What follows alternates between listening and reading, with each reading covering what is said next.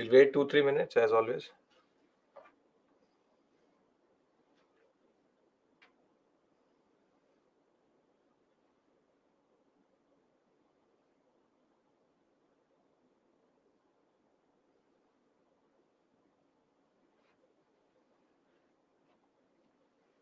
Assembly hall college of priests used for.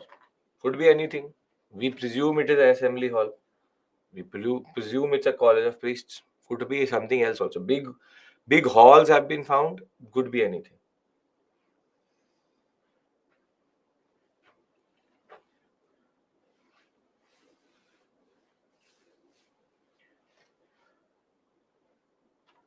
Good morning. Good morning.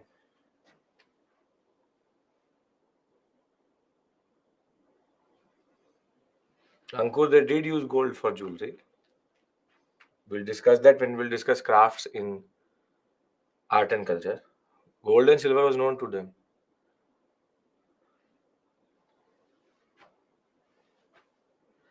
Vikram, there will be no mains practice question out of this area because it's a prelims area. Mains practice questions will be coming from art and culture.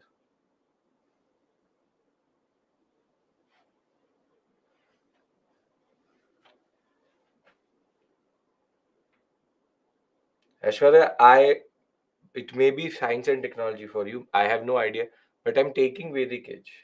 I'm not taking Vedic Age. I'm taking Modern India in the evening. I don't know the batches for which I'm taking it. Indus Valley Civilization, how about marriages again? With no textual references, Anchal is saying batch 7. With no textual references, we have no idea what it was. We presume that it may have been. You will find it in books.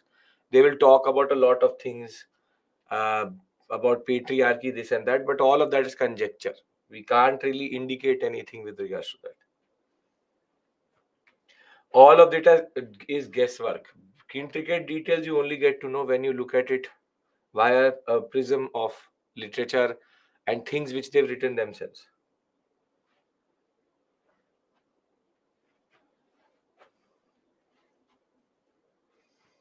Ashwarya, you can change the batch via your dashboard. I think there's a way to do it. So you can change it. It will not show you science and technology, it will show you modern India. Early Harappa has no civilization. How did it transform suddenly? It's not sudden, it's over hundreds of years. Not sudden.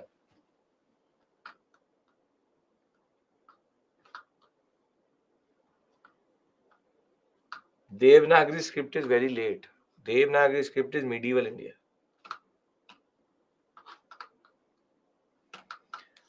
All these new scripts are very late, very late. We are waiting 1 more minute and then we start.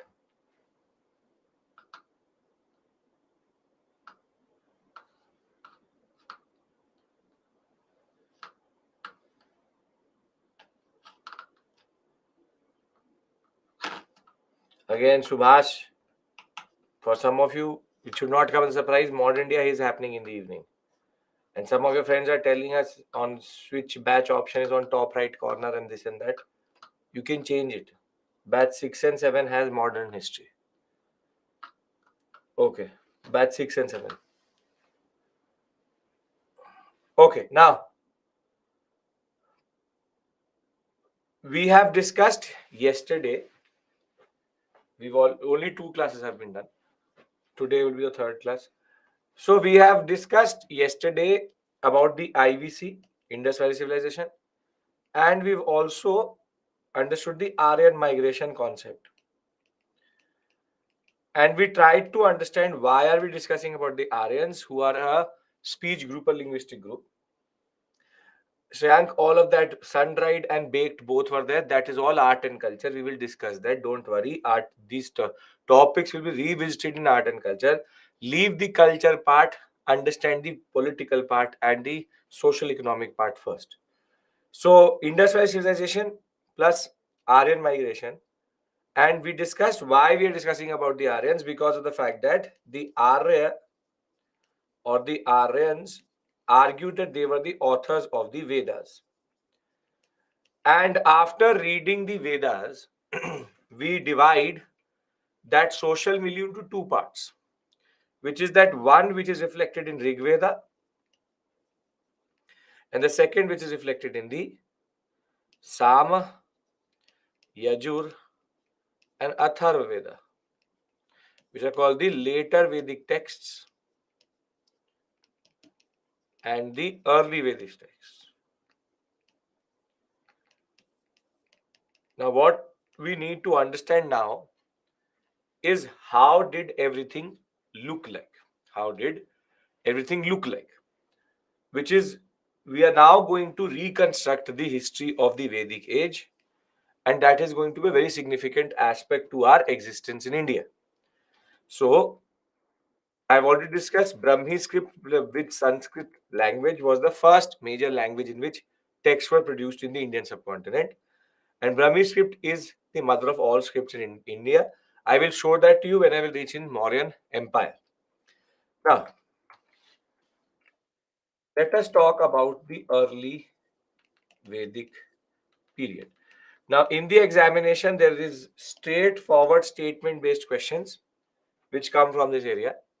Straightforward statement-based questions, wherein you would have you will be given statements, and they will be asking you, is it a correct statement or incorrect statement?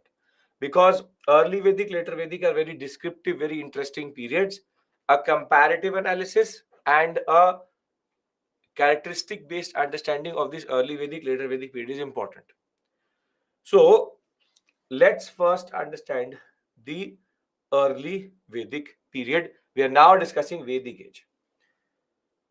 First, let's discuss the economic or the economy of early Vedic period. Now, if what was the occupation of the Aryans? What was the occupation of the Aryans? They were very good. They were cattle rearers, and basically they are what are called nomadic pastoralists.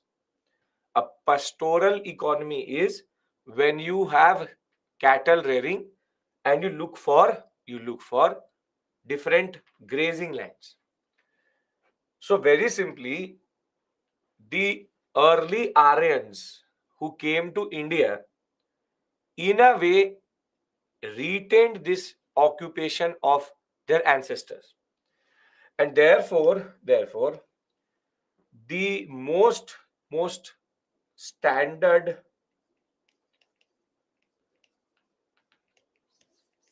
economic activity was pastoralism.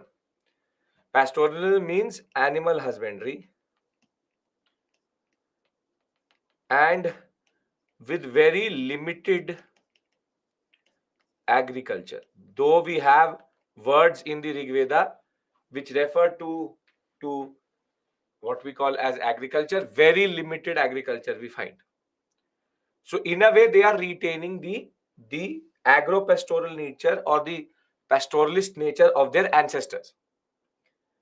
And one thing is very clear, that wealth, the unit of wealth, is, as it is, there's no currency, it is cattle, go. It is cattle. Whoever has more cattle is considered more wealthy. There is no trade, no currency. And in that sense, the Indus Valley civilization was more advanced. And this is the most interesting thing you need to understand, is that it is a regression when it comes to civilizational indicators. The Indus Valley civilization was modern, was extremely sophisticated, and it had internal and external trade. And this is why we believe that IVC had no connection with the Vedic age, because the Vedic age is a regression. There is no trade, and we have basically come back to the point of being pastoralists. Cattle is not bought, it is exchanged. And they will fight with each other for cattle, which I'll come to that when I talk about political. So there's no currency, there's no trade, Regression means going back. Progression means going forward. It's this way. No trade is basically a regression, going back. Because the economy of the IVC was very sophisticated. That is not true for the early Vedic period. Now, pastoralism is there with limited agriculture. Unit of wealth is cattle. There's no trade and there's no currency. So, in a way, it is believed that the society, though divided according to occupation, is egalitarian. Which is that because there is no concept of land or there is no concept of money, and because it is based on cattle rearing, there's a little bit of an equality in the society. If they have migrated, not invaded, they would not build upon IVC knowledge. No, because they have no interaction with the IVC. Didn't we found archaeological sources of education institutions IVC? No, we have not. College of Priests, it's College of Priests. That is something totally different. So scripture, they had a language, we don't know what they wrote. IVC is a gray area because we don't know their language. So please understand this point. Please understand this point. That pastoralism plus limited agriculture is their basic indicator. Unit of wealth is cattle because they are pastoralists. And the society in economic terms is equal because cattle more or less everybody has. And you already know that agriculture is the poison which basically creates inequality. So because there is limited agriculture, you can see that there is a little bit of simplicity in the economy itself. Now, can I talk about polity, and then you will actually understand how this society is actually more and more, or this polity is even more interesting.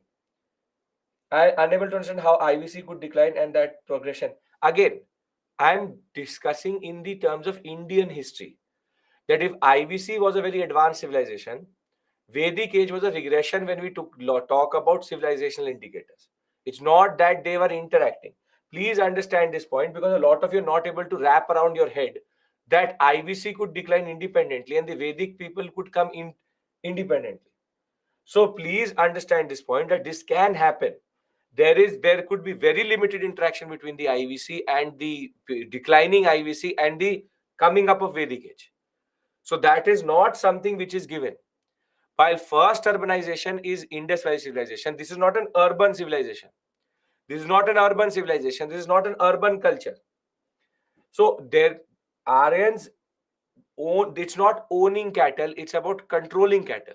Please again remove your notions of 2023. You don't always need to own cattle. You can also have cattle as a community. So the unit of wealth is not about who has more cattle. It's about that the wealth of the community is the cattle itself. So please understand that it's just that because they are pastoralists, they will exhibit egalitarian politics. One of you asked me that your anthropology teacher somehow is saying that Indus Valley civilization is egalitarian, and this is the argument which I gave you, that in agricultural societies egalitarianism is very rare and it is very problematic to argue something like that. So they can write anything they want to, they can argue anything they want to in anthropology, but that does not become true automatically. In agricultural societies there will always be complexity in society, and that automatically indicates to the concept of a stratified society. It's a stratified society. Let me talk to you about polity and you will understand what is the basic scene. So don't predict, stop predicting, listen to me. So I'll tell you, they indulged in war and conflict. I'm coming to that. Okay. Economically, pastoralist, limited agriculture, wealth, no trade, wealth is cattle, no trade, no currency, and society is egalitarian. Now, one more thing which you need to know economically is, and this is what makes Aryans for sure not Indus Valley people, is that the Vedic Aryans or the early Vedic people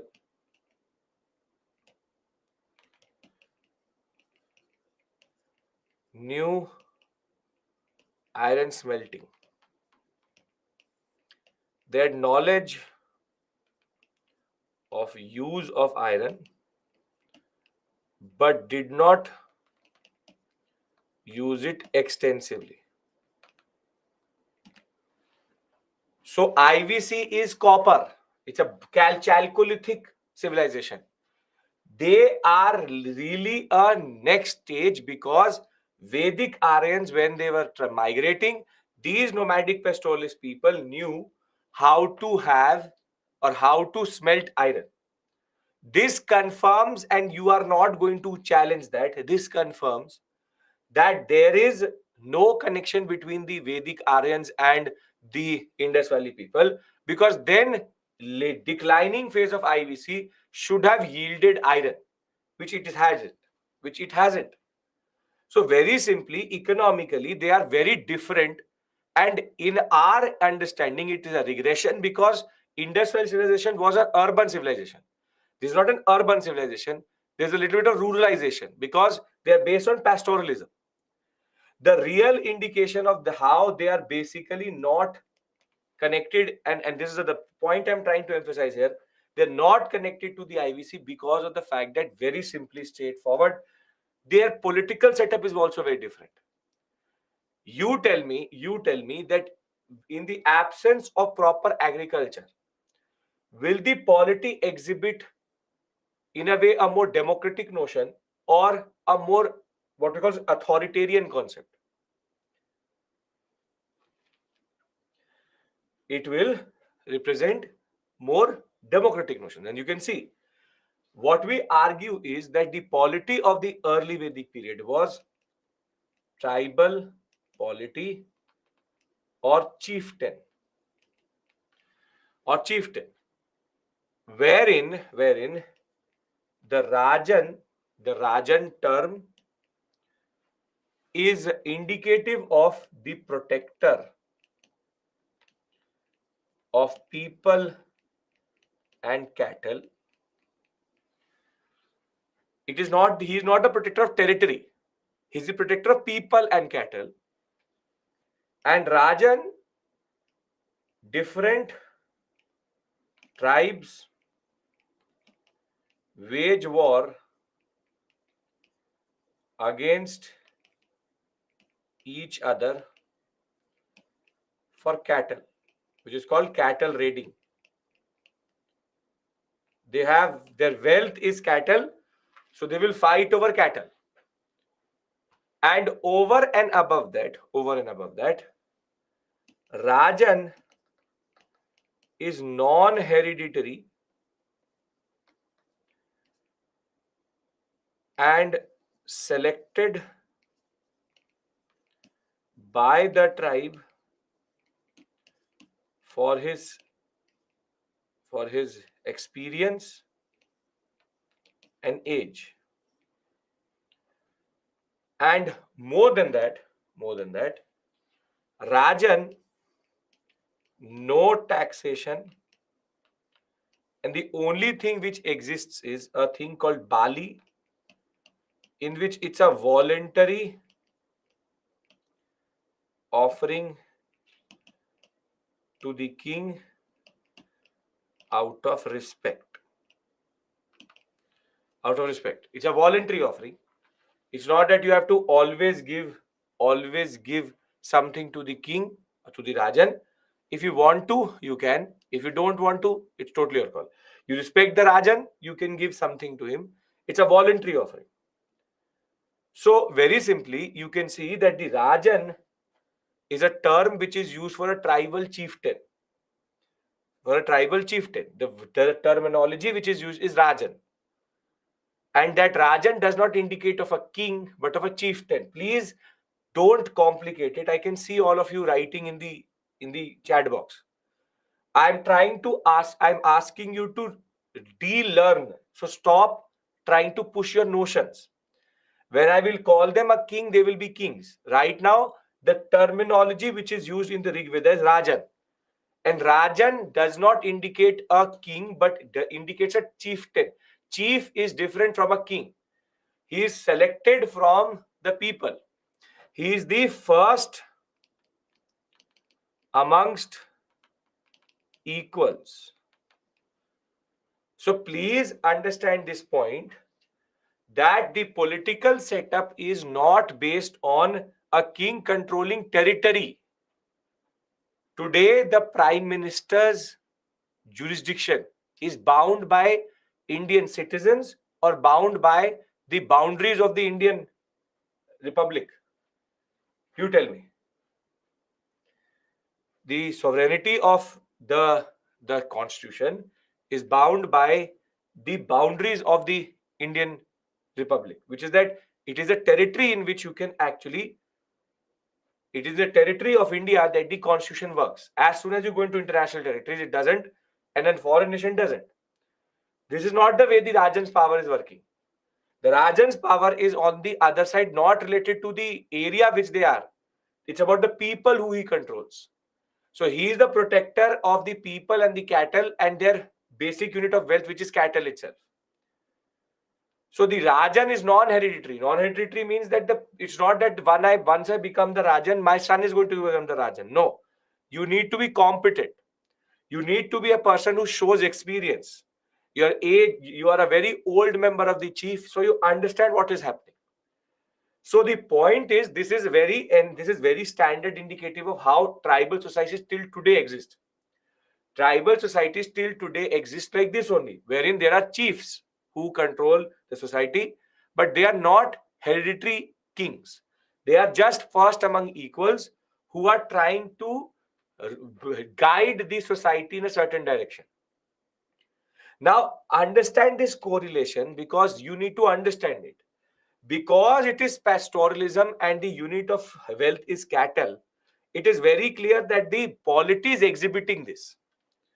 The polity is exhibiting a quality which is linked to non-land based or cattle based or simplistic societies, wherein there is not too much inequality and everybody is more or less equal in that sense. So the political setup, the most important point is there's no taxation, there's no territory, only people. And over and above that, the Rajan, his job is not to rule, but is to guide the people. But it's not that the Rajan was the only institution of administrative control or political setup. Under the Rajan, everybody is following me till this point. There are 3 councils. Everybody is with me till this point. Eldest and most experienced, as per NCERT, sure. NCERT is not going to say something else. Okay.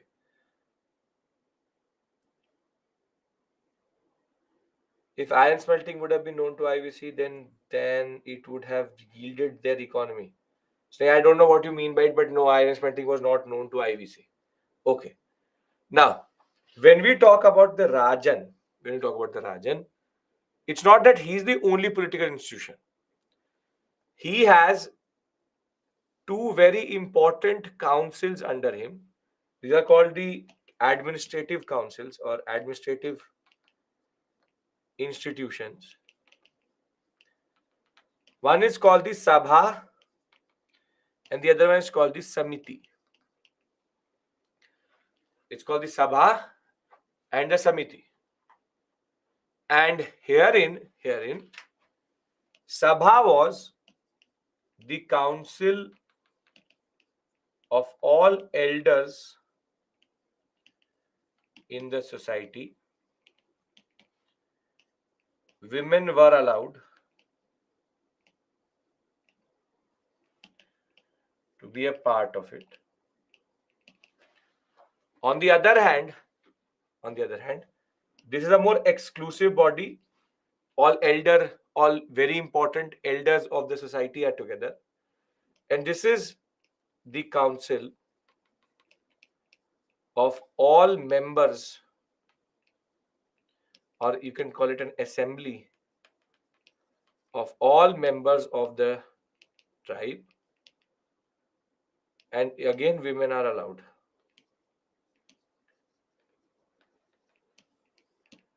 Very simply, this is an exclusive body, and this is a body of all members. Can you see a parallel in our Panchayati Raj institutions? In our Panchayati Raj institutions, what would be equivalent to the Sabha? What would be the equivalent to the Sabha?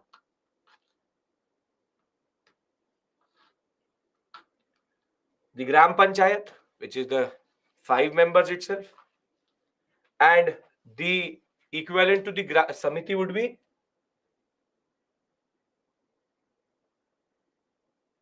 very good, Gram Sabha.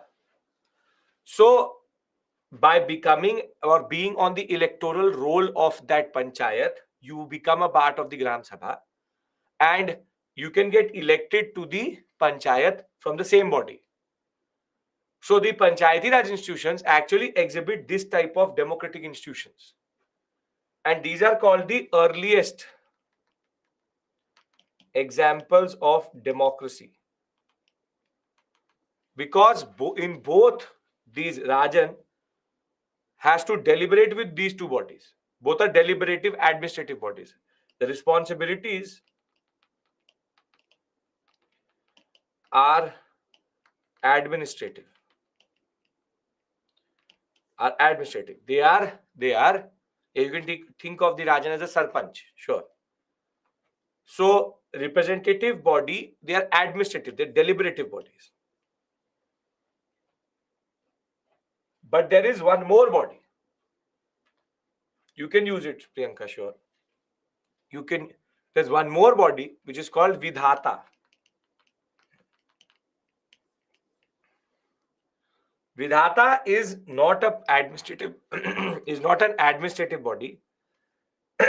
Is not an administrative body, but it is a cultural body. Wherein the tribe, or rather, when the tribe meets for ritual and ceremonial purpose, it is called Vidhata. Basically, simply, when the Samiti meets for cultural reasons, it's called Vidhata. It's called Vidhata. So if you look at it, there is Sabha, Samiti, Vidhata, and the Rajan presides over all of them. But Sabha, Samiti are administrative bodies. Vidhata is a cultural body. And Sabha and Samiti, in that sense, this is an exclusive elder body. This is every member. This is also every member. So are we clear with regards to Sabha, Samiti, Vidhata? Yes, Palak, we'll talk about that. We're coming to position of women, don't worry. Yes? So I've discussed with you economy and polity. Economy is pastoralism.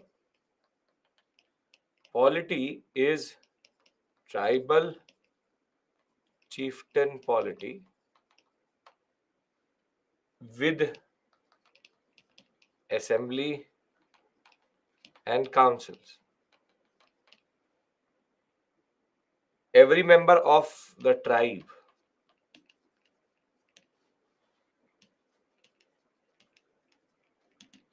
in Samiti, kids are also involved. Munna, now that is something which I presume you would understand, that kids would not have a say in deliberating bodies. It is, don't make me write adult members of the society. This is presumed. And women had access to all these bodies. Women are there, all three. Now, this brings us to society. Now, when we talk about society, if there was equal society, so it is possible women got the status of Rajan. See, egalitarianism does not mean that it is non-patriarchal. Please understand this point. It is patriarchal only. Patriarchy is a social indicator. Egalitarianism is a economic indicator. Please understand this point. They are two very different things. A society can be patriarchal but egalitarian, because egalitarianism is the concept of economic status. And on the other hand, patriarchy is a social indicator. There are two different things. So when we talk about society, it is patriarchal systems, which is men are considered more important than women, but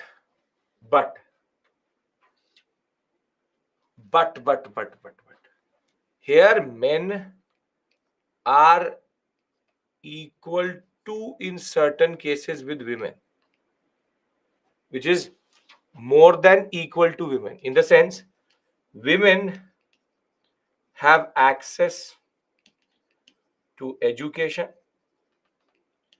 because in the Rig Veda there are certain hymns which are shloks which have been written by women saints, and women saints are seen debating in front of everyone.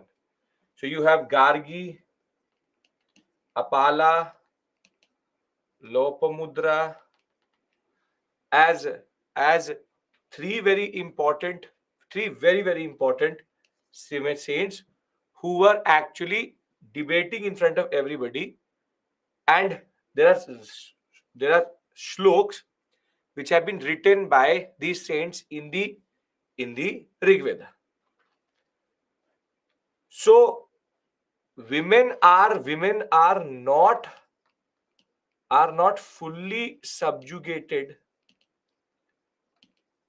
in the society, and more than that, marriage as an institution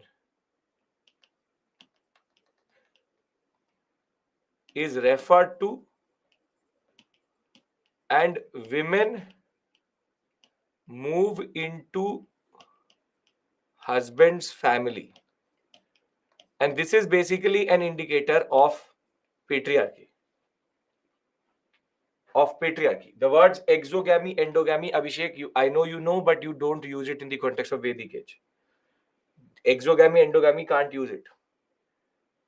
So try to understand this. Male dominance is meant women have equal resources, so despite patriarchy being social indicator governed. No, understand this point. Egalitarianism is the status of all of these people in a way of economy. So it's a patriarchal system. And it is patriarchal because when marriage is referred to in Rig Veda, it talks about women going into the man's family, and therefore it is showing that still it is patrilineal and patriarchal. But there are degrees of patriarchy. Right now, patriarchy is not at what it's going to be just in the next 50 in the next period. This is the early Vedic period. It's not that women are better than or considered equal to men in all cases. But ritualistically and in certain cases, education, they have equal access at least. So the mindset is patriarchal, but women's subjugation is not fully there. Subjugation means to be subordinated to someone. It's not subordinated to someone. Women are not subordinated to men. Women don't have maybe equal status in certain things, but they are not fully dominated by men. So it is a patriarchal system. It's not that it's a man-dominated point. Sachin, you would be reading the later Vedic period. So there's no mistake in the PPT. Women fully subjugated would be written for later Vedic period. So I know my PPTs at least. So stop doing that and concentrate in class. So the first point you need to understand is there is patriarchal systems, and it cannot be so hard to understand that there can be patriarchy, but still women have a little bit of rights and power which they may not hold later. And one more indication of how patriarchy is still not at full-blown power is that within marriages, they are referring to polygamy and polyandry. Polygamy and polyandry are very interesting words. In a way, polygamy is a person having, be it male or female, having multiple partners. Polyandry and polygamy means that both men could have multiple wives, but women could also have multiple husbands. So the point is that maybe on the ground it would not have been possible, but the Rig Veda talks about it. Rig Veda talks about it. So understand this point. Women's subjugation is not full at this point of time.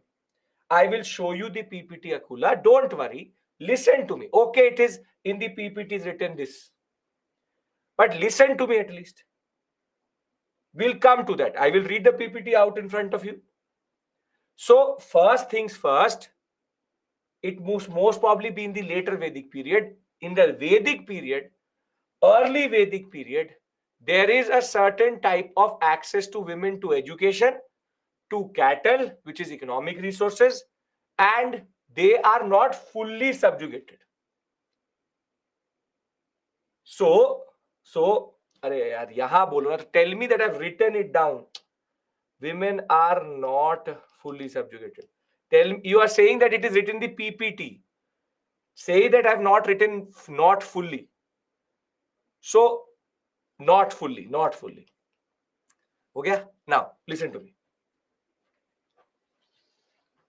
Society, patriarchal. So most of your writing, it is written in the PPT. Say that, sir, you have wrote. I know how to write English. Right? Say, sir, you've wrote down the wrong thing. You're saying it is written in the PPT. That means that PPT text says that. Society, patriarchal system. Men are still better, but not fully better or subjugating women. Polyandry and polygamy are words used for marriage systems in which multiple partners can be there for both men and women. Can I talk about religion, and then you will understand why this system is like this? And I'll summarize everything for you. It's not hard to understand. Try to understand. We are understanding the basic indicators here. Okay. And I hope that you understand how can an egalitarian system, not fully egalitarian, but egalitarian system, how it can have a system in which the society is patriarchal. I hope you're understanding that these are two different words. Egalitarianism, which is limited egalitarianism or egalitarianism, and patriarchal systems. Patriarchal systems is mindset, access. On the other hand, egalitarianism is how we see the society itself with vis-a-vis indications to one another. Now, when you talk about religion, the religion at this point of time is naturalistic religion based on gods who personify nature. So, for example, Indra, Varun, Aditi, Agni, so Vayu, these are the gods which are referred to, which is Indra would be the god of thunder, Varun, Agni, Vayu, air, fire, water, Indra. Aditi is considered the ultimate power, a woman goddess who embodies the nature itself. So there is still no proper ritualistic centric religion. It is about revering nature. And therefore, Som also, if you want to, Som, we don't have to learn that. It used to be something important, not important now. The point is religion is indicative of a certain type of openness. Wherein there is no rigid, bound, proper ritualistic processes. So very simply, Som is sun. So very simply, the point is that the early Vedic period is showing us that the society is a little bit egalitarian. Women still have access to things. And this is going to drastically change very quickly. So just to read it out from the PPT itself, I want to then summarize this section, because understanding later Vedic, and you will understand the that is Chandrama, not Som is not, Som is sun. Chandrama is moon. Okay. When we talk about early Vedic period, the polity is chieftain structure.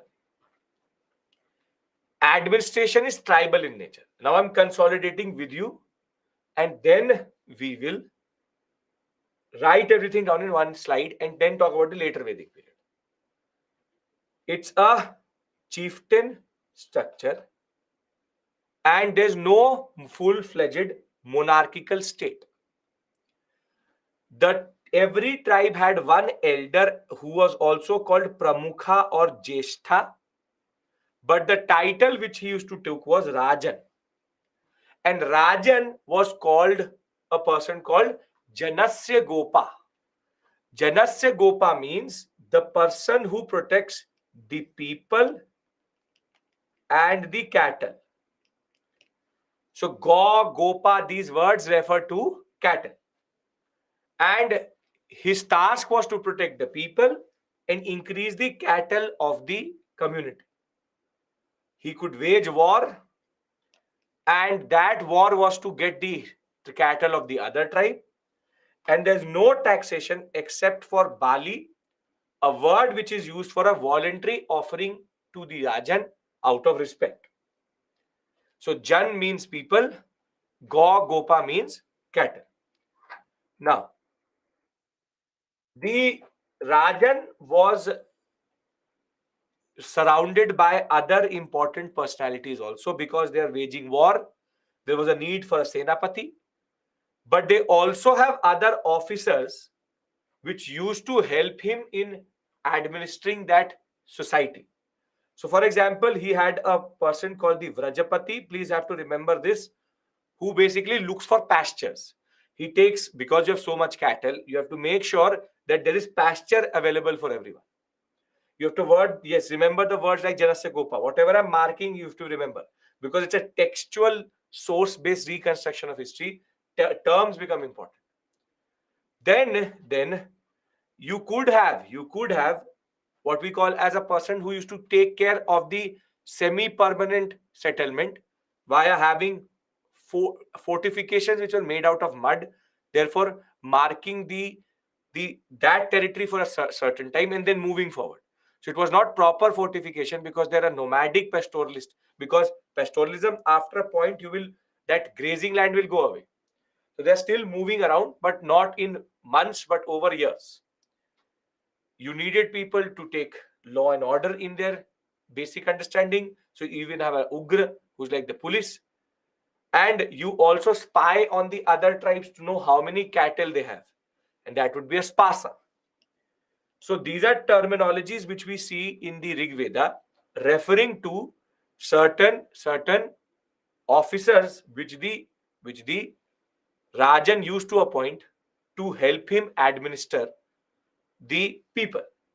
But what is more interesting is that it's not that no, there's no position of financial in charge because there's no money. There's no money. If there was money, then you need a finance minister. Now, the more interesting aspect here, they did not live this they did not start to live in one place for long. Mud fort means they are not having proper fortifications, so it's not a permanent settlement. So they could be here, then they have to move here because all the grazing land around it would be gone. So they are not fully sedentary in that way because agriculture isn't there. Now, the other aspect here it would be that how does the Rajan not have, he's not creating a structure in which he's controlling everybody directly. He's rather creating a very interesting ladder of or hierarchy of what we call as officers and levels through which he can manage the people better. So the very interesting aspect here would be, and I'll write it down, that when we talk about administratively, every household is basically considered a kul. And a kulapati used to take care of one household or 2-3 households together.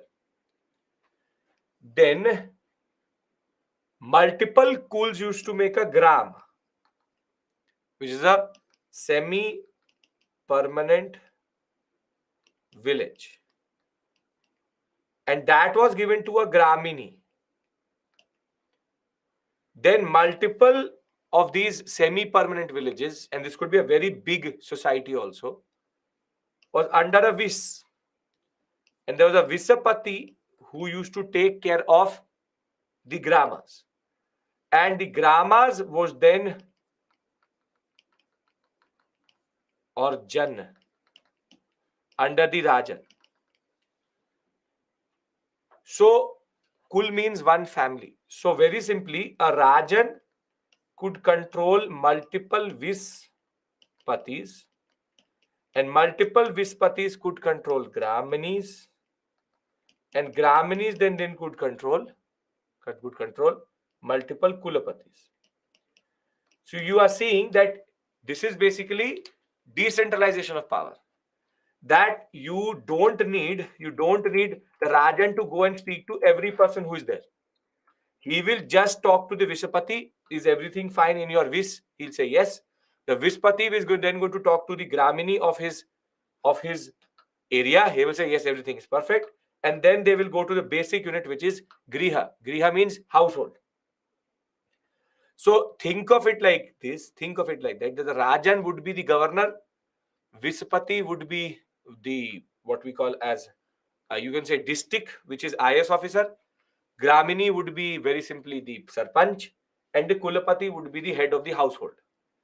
So it's very simply a very sophisticated system, even in a tribal system or tribal setup itself.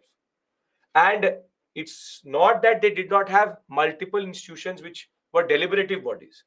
You have the Sabha, which is a small elite gathering of tribal elders.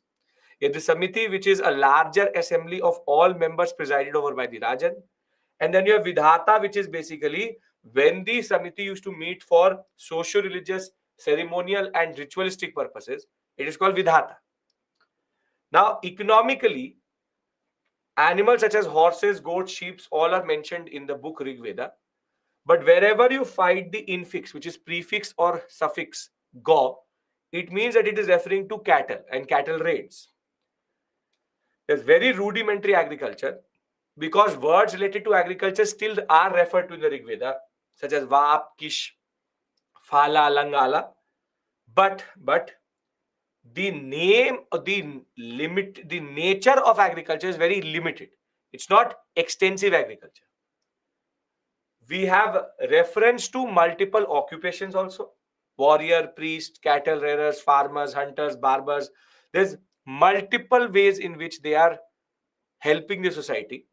Though they have multiple occupations, they still, it's not that somebody would be very very rich or very very poor. That is the egalitarian aspect, because money does not exist in the economy, and it's an egalitarianistic society in that regard.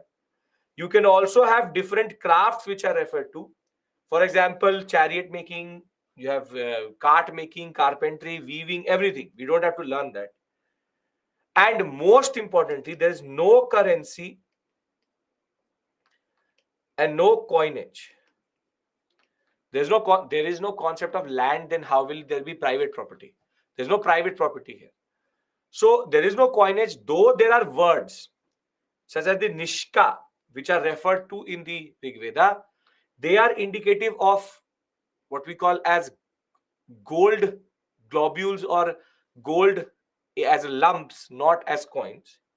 And the Rig Veda, though the society is very straightforward, it still refers to, and is a very important point, the Dasa Dasi tradition, which is a form of slavery.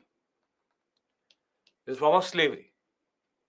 What do you mean by Dasa Dasi? Dasa Dasi means that you wanted cattle, for example. You wanted cattle, but there's no money concept. But I want cattle. I have nothing to exchange with you also. In a barter system, I have nothing to exchange with you also. So I say that I will work for you for 1 year and you give me one cow. So then how, for that 1 year, you are working for that person? So the person you are working for, you will be considered a slave, das, servant. And a woman, when she works, it's a dasi. So it's not the type of slavery which you are thinking, that black type slavery, not black slavery. In India, since the Rig Vedic period itself, we have Dasa Dasi tradition, which is in a way debt bondage. In a way, debt bondage, or it is called service-based bondage. You can't give them someone, so rather you give your service. And when they used to fight with each other, they were also taking the other tribes as dasas, first making them work and then giving them the status. Were indigenous people dasa dasi? First, don't use the word indigenous. This is not colonial. This is not colonialism. No, dasa dasi has nothing to do with indigenous, non-indigenous. Everybody by this point of time is an Aryan, and therefore there's no concept like that. Now, socially, early Vedic has several words for the household. Patriarchal, patrilineal, marriage is referred to, but monogamy, polyandry, and polygamy all are referred to. Relative freedom to women, Gargi, Visheshwara, Apala, Swarnavara, and Lopamudra are the very important, very important women saints. And it's an egalitarian society vis-a-vis economic status. So now, what do you need to remember generally? Because we have to contrast it with the later Vedic period, and that is the most important thing which we have to do. What are the basic characteristics? Can I write them down? Because this is what really matters. The terms which I've marked for you, you have to remember. Basic characteristics. We can discuss this. Okay.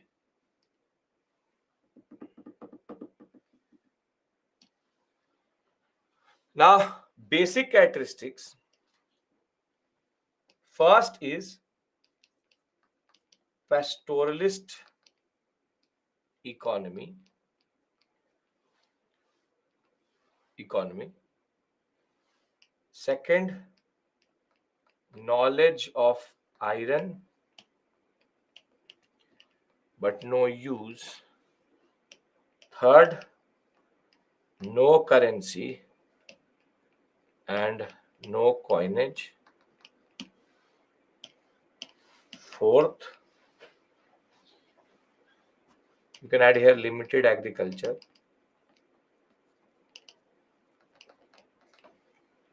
Thereafter,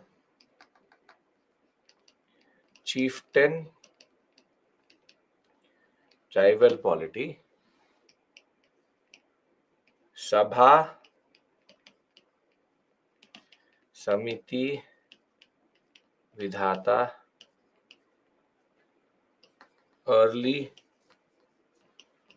democratic institutions. 6, egalitarian society with diverse occupations. Patriarchy with women less than equal to men. 8, women have access to education and economic resources. 9, cattle as wealth and wars for that. 10, Dasa Dasi tradition. 11, naturalistic religion with nature gods. And last but not the least is Bali as voluntary contribution, no, not tax, so no taxation.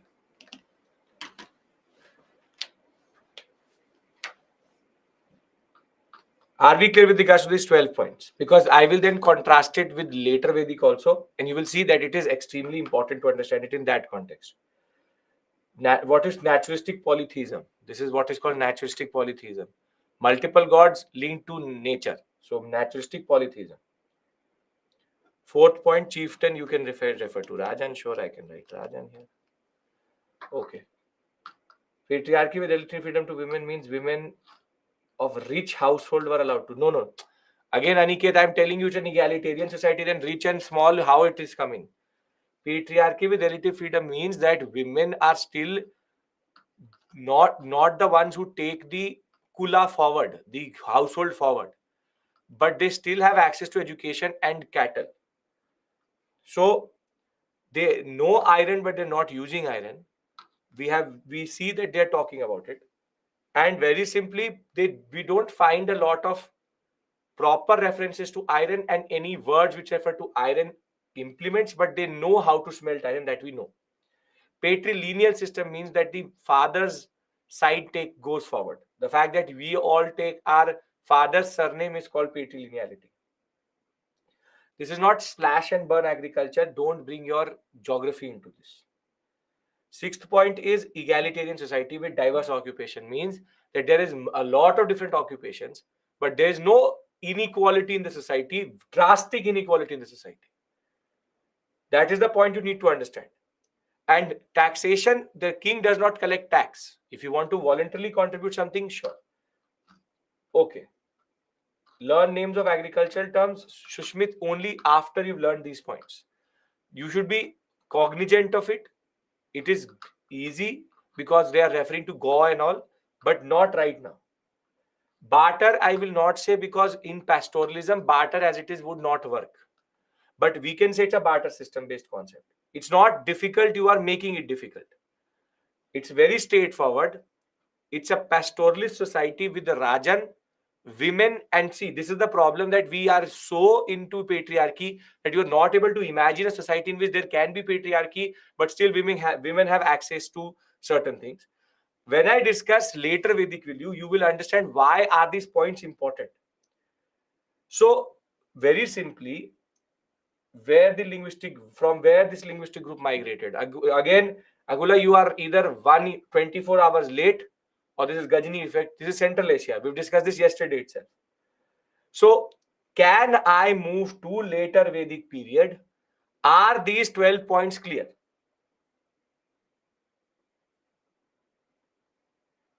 If in the examination these 10-12 points are written, you will be able to associate them with early Vedic, right?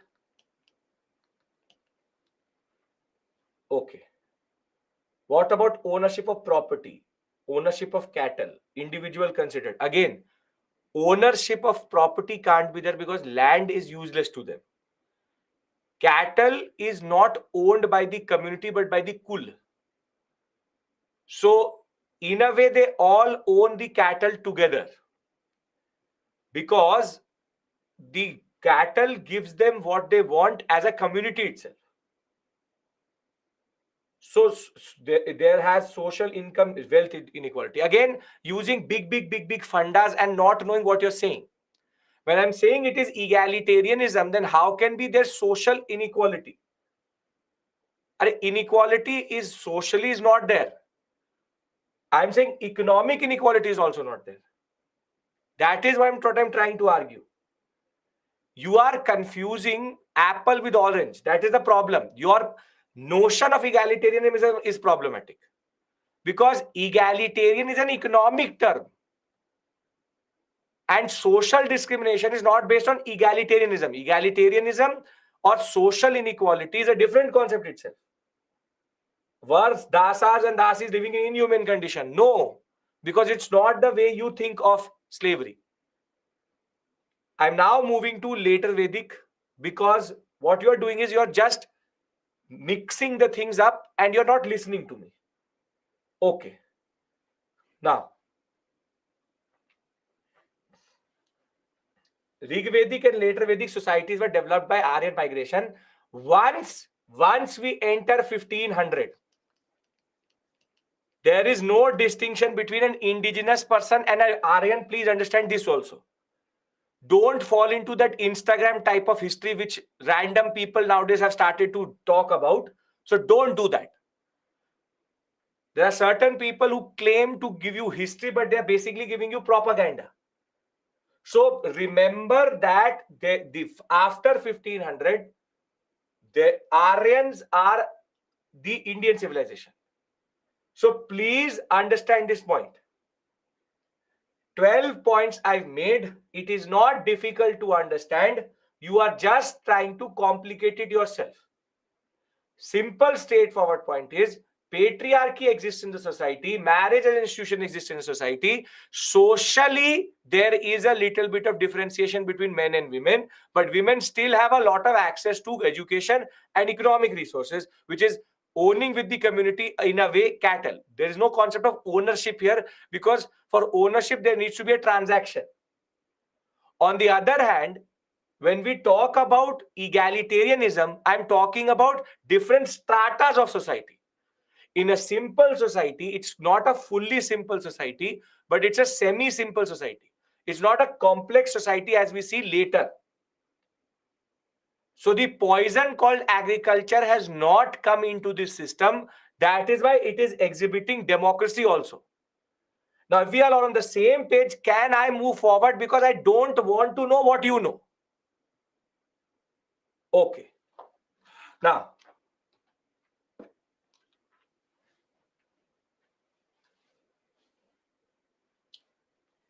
again, but sir, written in book about inequality because conflict of cattle, distribution of war booty. War booty is cattle only.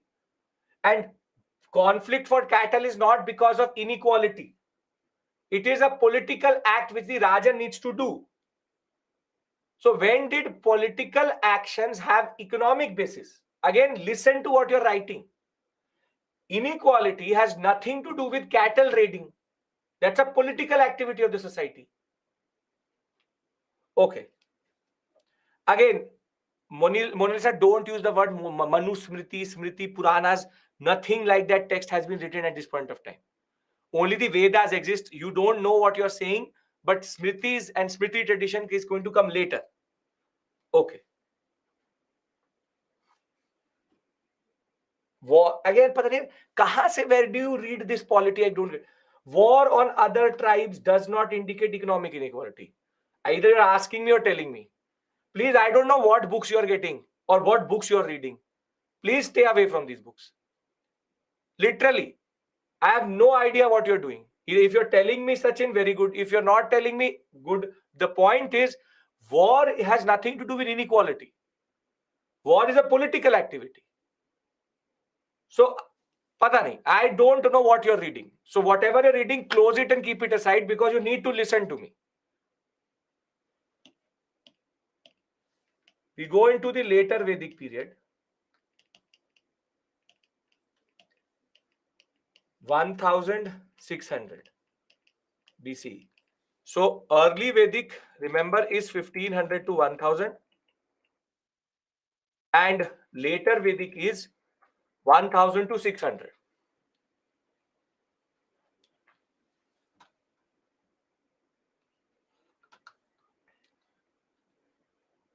There is Dasa Dasi system. How will it become egalitarian?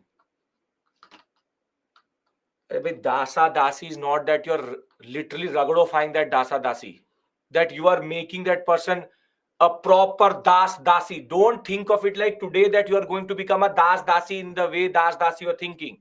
The system is called Dasa Dasi tradition, but it's basically paying off your, or in a way, be going into a bondage to pay off or get cattle. So it's not that you are going to go into black slavery, that you will be whipped together every day, dragged through the it's not that. Modern notions are coming. Dasa Dasi can be a servant. So is servant based on, again, and the problem in that, Shweta, the problem in that question itself is you're talking about Dasa Dasi, which is a social tradition, and you're talking about egalitarianism, which is an economic tradition or economic concept. So you are mixing two things up. I cannot emphasize enough how you are basically complicating it for yourself. There can be a society where there is inequality, but there can be also a society where there is inequality, but equal, what we call as economic status. There can be. And I'll give you a very simple example of it. This is the last time I'm actually distracting others, because who want to study are getting distracted. And I can feel that. Your family, in your family, you all are equal. Socially, all of you are equal. No. So there's social inequality in your family. But as one unit, as a family, you are egalitarian, right? Because all of you have the same exact amount of money as a unit. So how is that you all are socially unequal, what is called social inequality in the system, but egalitarian? This is the example of an egalitarian system with social inequality. Because you act as a unit, you are egalitarian. If your father has 10 lakh rupees, you also have 10 lakh rupees. That is that as one, it is it. And thereafter, the internal politics is different. That on social hierarchy, you are different. Okay. So Aurab, it will say 500 somewhere, it will say 600 somewhere.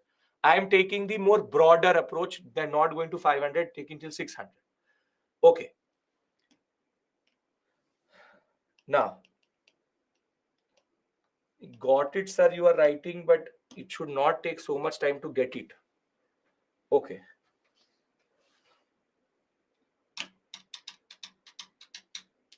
Economically, they are equal in saying, yes.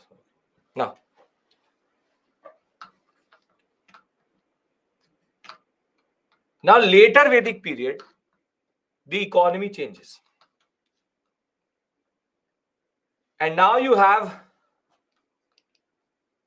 agriculture as the main occupation.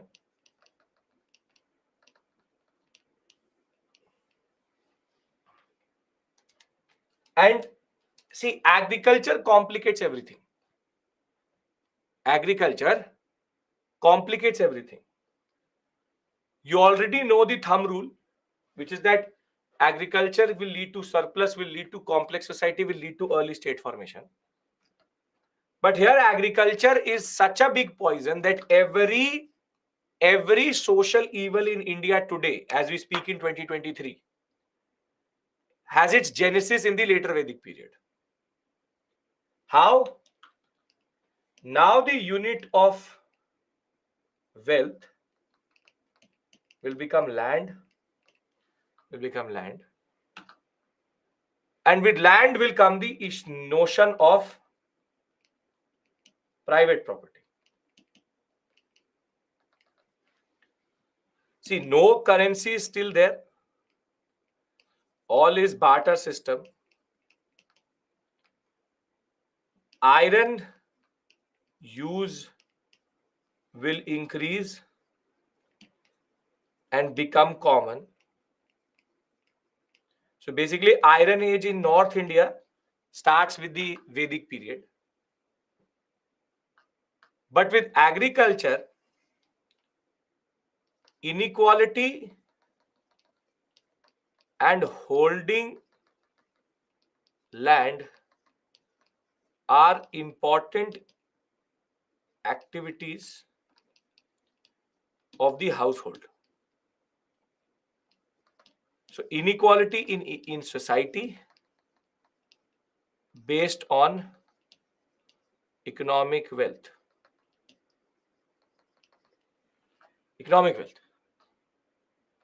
But the real change doesn't come here. The real change comes in polity. For the first time in Indian history, till we don't know what the IVC was talking about, for the first time in Indian history, monarchical systems develop, wherein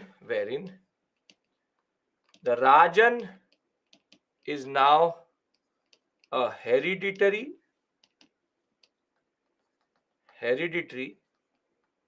monarch or king, and more than that, he is the protector of territory, not people. So basically, territorial kingship emerges because of agriculture, because the more land you control, the more wealth you have, and taxation will emerge. Name of the tax was bhaga. Bhag means to give something, give me a part. So this could be 1/6 to 1/10 of produce. And now Bali will become a mandatory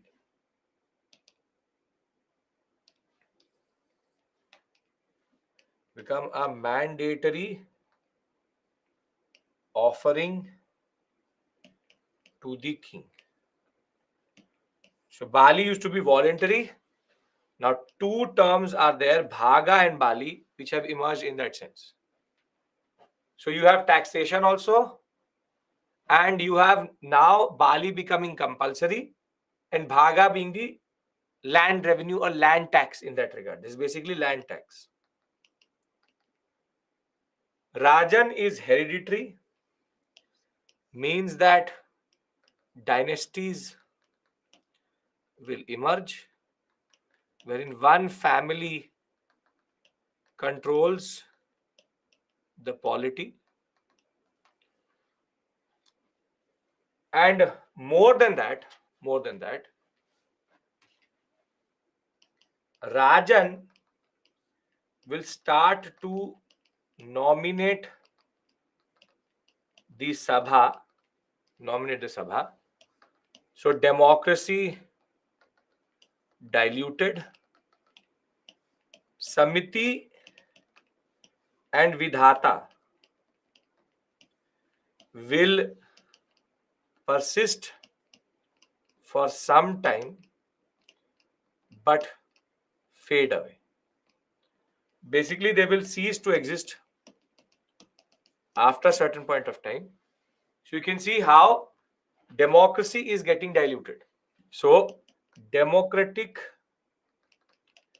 institutions are destroyed. No women here. No women here. Women have no access in that sense. Now, anybody's an issue until this point? Nothing? No, out of the box, I have not discussed anything. Now comes religion and society. And herein lies the biggest change in Indian culture and society. That basically,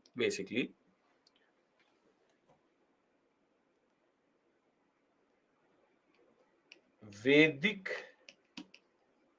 Brahmanism will emerge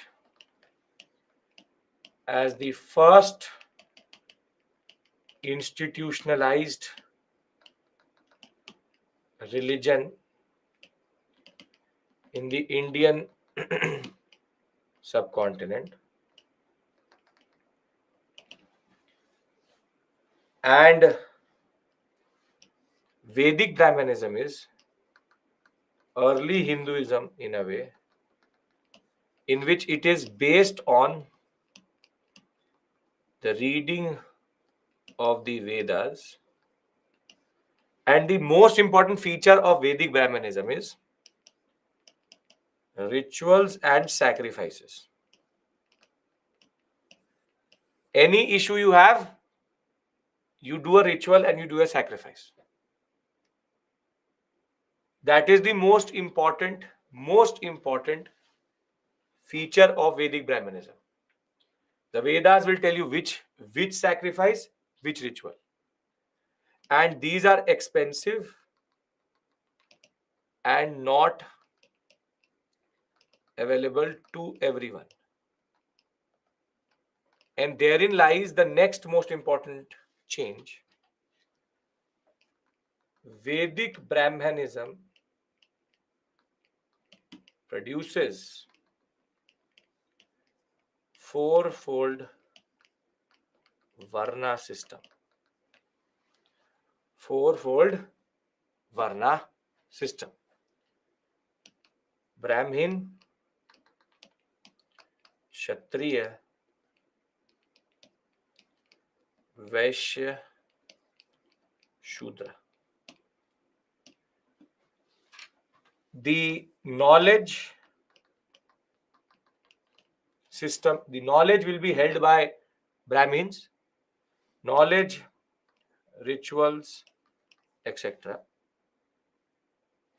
Kshatriyas are the warrior group. They are the merchant and farmers and what we call as commercial class. And in Vedic terms, these are the maintainers of society. But why is this structure problematic? Because it is a rigid system. No social mobility, and it's a discriminatory system. Shudras by birth will be warrior and ruling class. By birth, will be socially excluded and socially discriminated. Now, for the people who are very good specialists of social issues in India, sociologists themselves, don't use the word caste by mistake in the chat box. There's nothing called caste. I will tell you caste what it is. So you don't give me big fundas right now.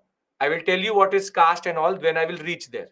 So you know it. I will tell you the evolution of it. So caste, this, that, jati, don't use these words. So I know there's a budding person in you trying to say caste, caste. There's no caste. There's only fourfold Varna system, very rigid system which emerges. So you can see that there is now a proper discriminatory system which has come up because of agriculture. Agriculture gives Rajan that much power. And now there will be one more thing, which is kingship will become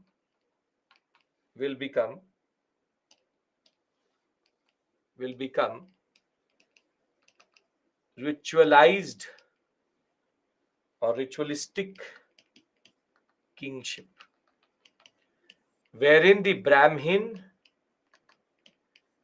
and the Kshatriya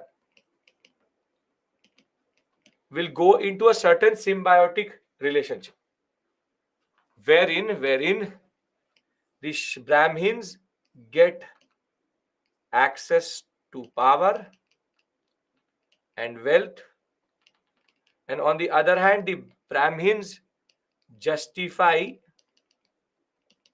the rule. That the Brahman will say that I spoke to God yesterday, got a call from him, and he said, yes, this Kshatriya is your ruler. So he has the attestation of God, the concept of divine kingship. That no one else but God said in the ears of the Brahmin that this ruler is theek hai, mast hai. You can use this. I have sanctioned his power. And in order to show it to the people, he will start to do 3 rituals. One is called Ashwamedha Yagya. Then you have Rajasuya. And you have, yes, Vajpaya. Very good. Vajpaya. Ashwamedha Yagya is called horse sacrifice. In this, what you do is that you sacrifice a horse and then send one horse with one person into the wild till the point till which the horse can run without any obstruction is the area of that king. Makes no sense, but sure. Vajpaya is called the chariot race. Chariot race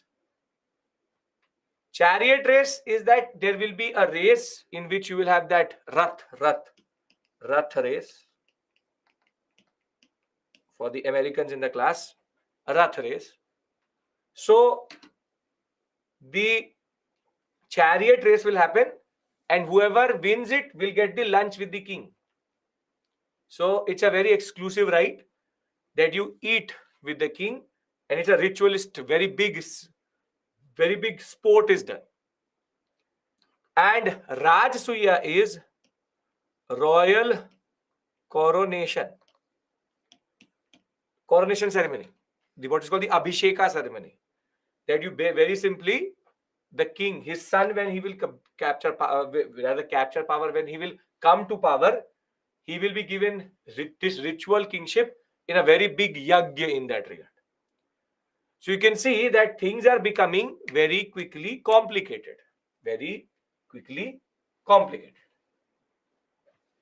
And the point is that social exclusionary bodies and social exclusionary institutions are coming through. But the worst of the worst will happen for the women.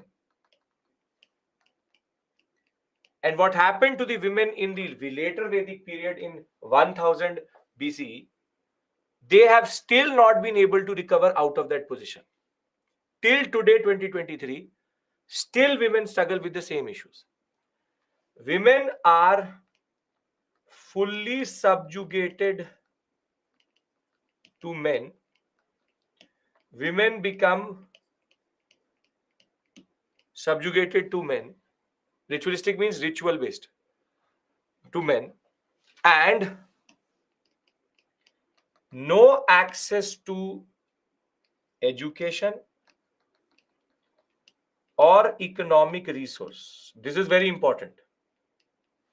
It's very important to understand, which is that women's ownership of land was never allowed. And I'll tell you why, but first listen to me.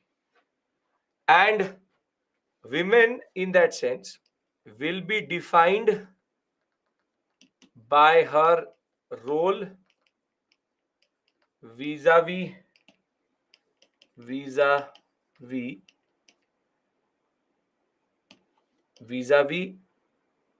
the husband, and the women are now fully socially excluded. Socially excluded. Now I'll tell you why. And this is the genesis of women's struggle against Indian society. And remember, in agrarian societies, women always are subjugated.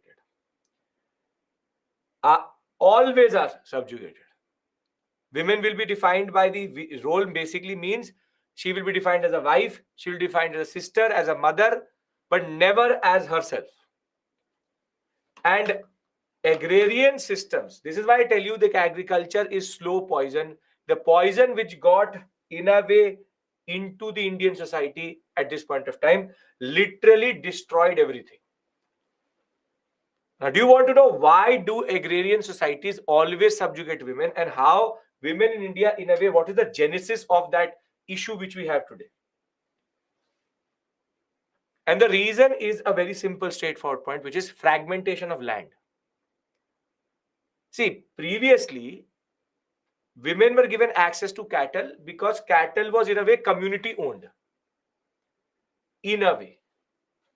However, now land is a private property. If I have 2 daughters and 2 sons, and I have land which is basically divided into 4 parts. When the woman will marry, will she remain in the same household? No. And therefore, there's a chance that these 2 parts of land would go to the next family. So this would lead to fragmentation. So now what they do is that they generally take out the women out of the picture itself. So because if women will not own land, women will not fragment land. And basically, marriage as an institution and patrilineality literally destroyed the access of women on any form of economic power. And with no economic power, they will obviously be defined by men. So that is why in tribal societies, if you're a sociology or anthropology optional person, you would know, in tribal societies, there is still an institution of marriage. But women have sometimes more power or equal power to men because there's no notion of division of land or private property. In agricultural societies, on the other hand, there's a problem, which is that they tend to take away access of land from women because women fragment land under the notions of marriage under that system. See, all of this is not part of your syllabus. The reason why women don't get land is not part of your syllabus. I'm telling you as your form of general knowledge as a student of history. At certain points of time in this discussion, I will be talking about things which really don't matter for your syllabus. But as a human, as a woman, as a man in India, as an Indian citizen, as what you are today, you need to know how things are and why they are like that. So it's not that for a lot of people, and for a lot of people until today, you will see it in the newspaper. It's very easy to blame things on the British. That this is there because the British did it. This is there because the Mughals did it. This is there because this they did. But the answer is that it's not that easy. All social institutions which actually are problematic today have genesis not in the Mughal or the colonial period. They have their origin in the ancient period, in the later Vedic text itself and the later Vedic period itself. You may like it or you don't like it, that doesn't really matter to me. But the genesis of all social exclusionary bodies, institutions, and the subjugation of women, unfortunately, was grounded in the later Vedic period, with agriculture becoming the mainstay. And the fourfold Varna system, which will later evolve into a much more complex concept of caste, which I will discuss with you in the post-Mauryan period, there is a certain correlation between agriculture, land, and the concept of kingship. Now do you get it why I told you that agriculture will always complicate things? Because agriculture makes land important and we are obsessed with land. Son, father, son, any combination of relationship you can take, and in India you would be ready to kill that person for land. Every day that happens in India, it's not something new. And that is the genesis of the problem. So the later Vedic period is a stark contrast to the early Vedic period, because in one go the whole system changes because agriculture becomes the mainstay. So can I now give you a table in which I can write early Vedic and later Vedic together? We take a break and then come back and take the story forward to Mahajanpada and Janpadas. Yes? No access to education, economic resources. Women ownership of land was never allowed. Okay. Now, note there's no trade. There's no trade. Trade still does not emerge. No trade. We'll come to that. Emergence of monarchical systems. Later Vedic texts reflect a transition from tribal polity to territorial state. Rajan is now leader in battle, protector of the settlements and of the Brahmins specifically. He's the custodian of social order, and hereditary kingship has now emerged. There's ritualized kingship under which Ashwamedh, Vajpayee and Rajsuya sacrifices are happening. And the Vidhata completely disappears. Sabha Samiti continue to hold ground, but over a period of time, Sabha will be chosen by the king and Samiti will disappear. Now, because tax is important, there will be Bhaga, 1/10 to 1/6 of the total produce, and a person called Sanagrihiti is going to go and collect that tax for the king. So that's a specific officer for tax collection.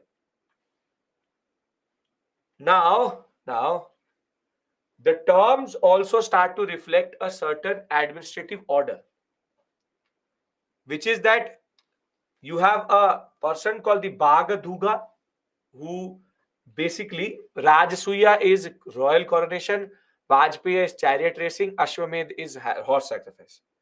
So Bhagadhuga is the one who collects the taxes. Sanagriti is going to be under the Bhagadhuga. You now also start to see certain very important positions emerging, wherein justice was becoming important in an unequal society. So you have this Sthapati, and the forts and the city are now permanent. So Purapati, Gramini is the same. Suta is the one who is basically the king's historian. He will write the history. And the most important, Ashwapa, which is a accountant, because money needs to be kept under control. Now, the ones which I'm marking are the ones which you learn first. Once you've learned these 5, then only you move to the next set.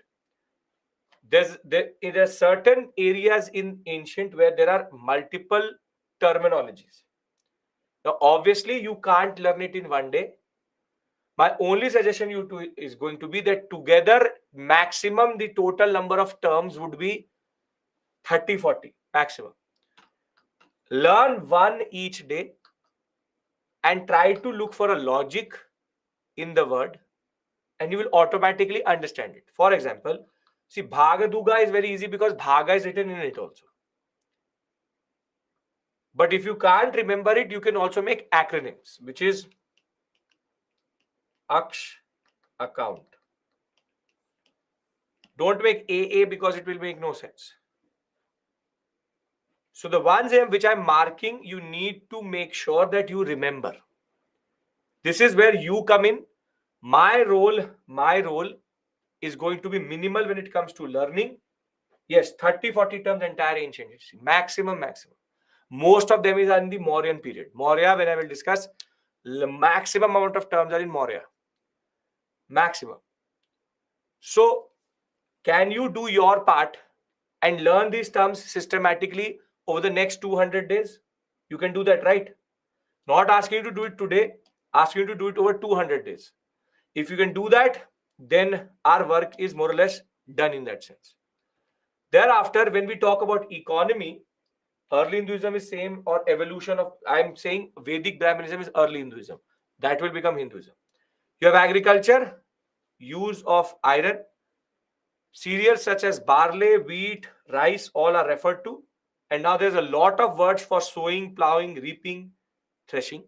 But what is more important to you and me is land was a very important resource, and it will now be the most important unit of wealth, and household will be basic unit of labor. Everybody in the family works on that land. Concentration of wealth in the hand of the rulers and the kings. And now there will also be craft specialization, which is already there, but there is persistence of that. We will have wagons drawn by oxen for transportation of things. Ruts and chariots were also known. That is why the Vajpayee Yagya itself. Exchange is still barter. There is no currency. And now different types of land are also referred to. Ironically, some of these terms are still used. Kshetra is the most fertile land. But the word such as khila, which is for wasteland, is still today used. Apahata and khila are two terms which are still used. In certain parts of India, bad land is called khila. That this is khila land, bad land. So the land terminologies are also now emerging and becoming important. Society-wise, we see the crystallization of Varna system, social discrimination and subordination of women. Marriage will become important, but the relationship of husband and wife will become a subordinate hierarchical relationship. Same will be seen within father and son. It's a hierarchy-based relationship. And women came to be increasingly identified in their relationship with men. And Stri, Yosha, Jaya are words which are linked to motherhood and wifehood. The Grihapati has now control over the economy and the reproductive capacity of the woman also. Now, what I'm going to do here is I'm going to give you a box. I'll write both things together and we can then move on. Yes? Okay.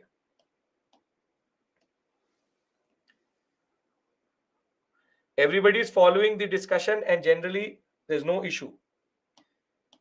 It seems as a drastic change, but that is what it is. It is the way it is. Indian society changed in 1 second into something which we had never seen. And all of that is because of one basic change, which is in economy. So, Ocean, first learn the terms I've marked, and then you learn the ones which are not marked. But the ones which I've marked are very, very important. Okay. Early Vedic period, later Vedic period.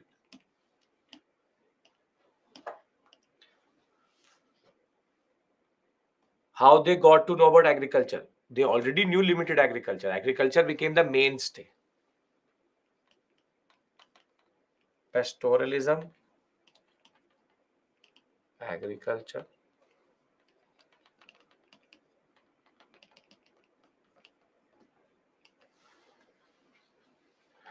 wealth equals to cattle,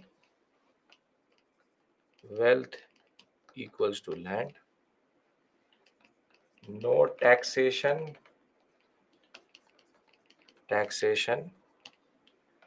no trade, no trade. This is one point you have to remember, similarity between these two. But then the barrage of things change. Tribal polity, Rajan, Sabha, Samiti, Vidhata. You have taxation, Bhaga and Bali. You have territorial, monarchical state, Rajan, no Samiti and Vidhata, Sabha nominated. Rajan is non-hereditary. Rajan is hereditary.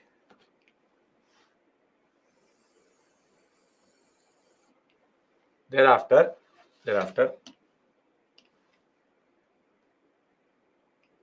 no ritualized kingship.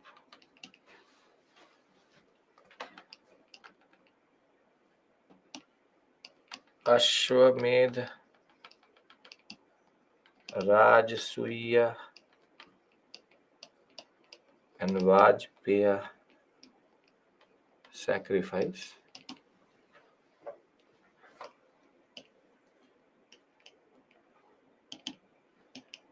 Naturalistic religion, social distinction based on occupation, egalitarianism, women access to education and economic resources. On the other hand, here you have Vedic Brahmanism, fourfold Varna system, social discrimination of Shudras, subordination of women, women become and women's access to education and land not there. So in a way, women and Shudras socially excluded and discriminated.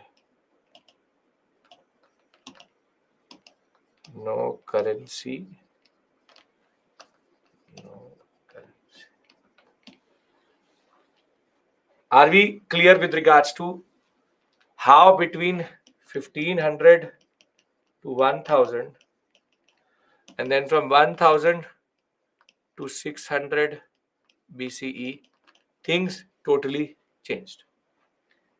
Now, are you in a position for the examination to differentiate, identify statements which are associated with each one of them? Yes? Yes, Deepika, you can say that. Iron use, okay. Iron known iron used. Last line is education and economic resources, access to women and men. This last line of early Vedic. So can we take a break here? Right side in blue, women access to education and land not there, and women and Shudra social exclusion discriminated.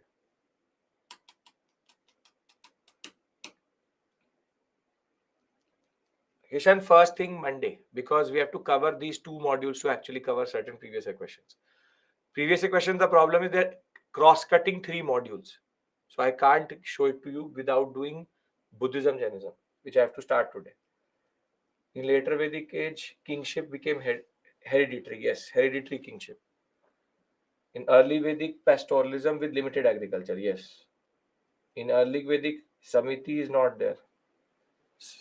Sabha Samiti Vidhata is given. Here, no Samiti Vidhata, Sabha is nominated. Language is Sanskrit Brahmi script. Naturalistic religion, social distinction based on occupation, egalitarianism. Social distinction based on occupation means there are different occupations which people do. Other than that, there's no social distinction. Mahima, nature worship is there in early Vedic. Vedic gods are also linked to, but Indra becomes very important in Vedas. So what happens is that Soma, Aditi, and these Varun and Vayu will go away, and Indra will become very important. They obviously know the use of copper. If they use if they use iron, they use copper already. Common language for this whole period is Sanskrit with Brahmi script. There is no subjective question which can come from this area. But when we discuss that question which came in the UPSC, because that's not a history, that's a social issue plus history question. But if you tell me one thing, in this year GS paper 1, there was a question called how discuss the Vedic age and its social features and how these are related to India. Can you now answer that? I'll give you the exact question when we come back.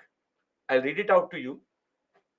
With the knowledge I'm giving you for prelims, you can write that mains question also. When I come back from the break, I will give you the exact wording of that question, and you tell me with what I've discussed with you, will you be able to answer it or not? Can I take a break here?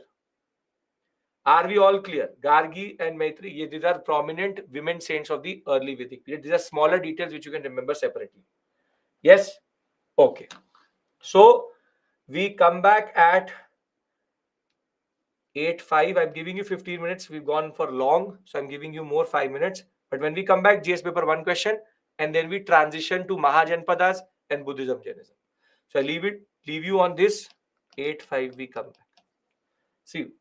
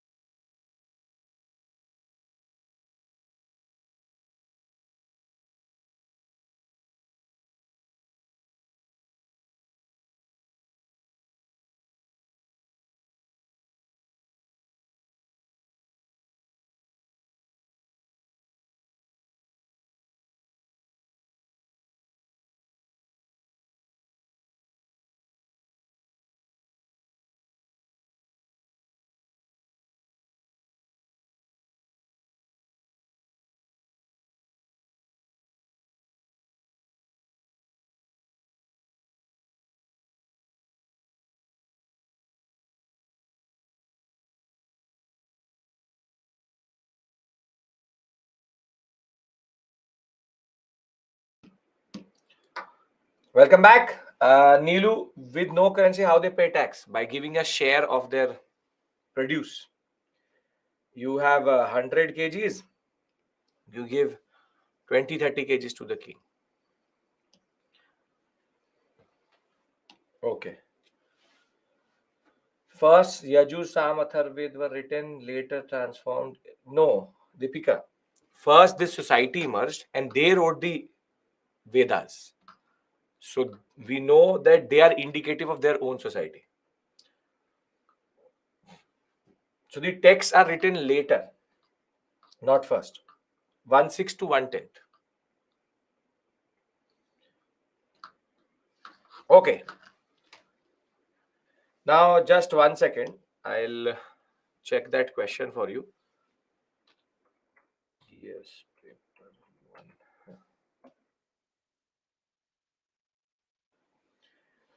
1. This year we have 2023. GS paper 1, 2023.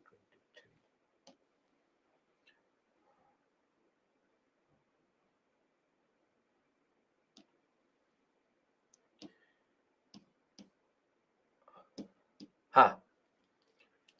The question which we are talking about. Yes. Question number 11 of GS paper 1 was, what are the main features of Vedic society and religion? Do you think some of these features still prevail in Indian society? Are you capable of writing this question?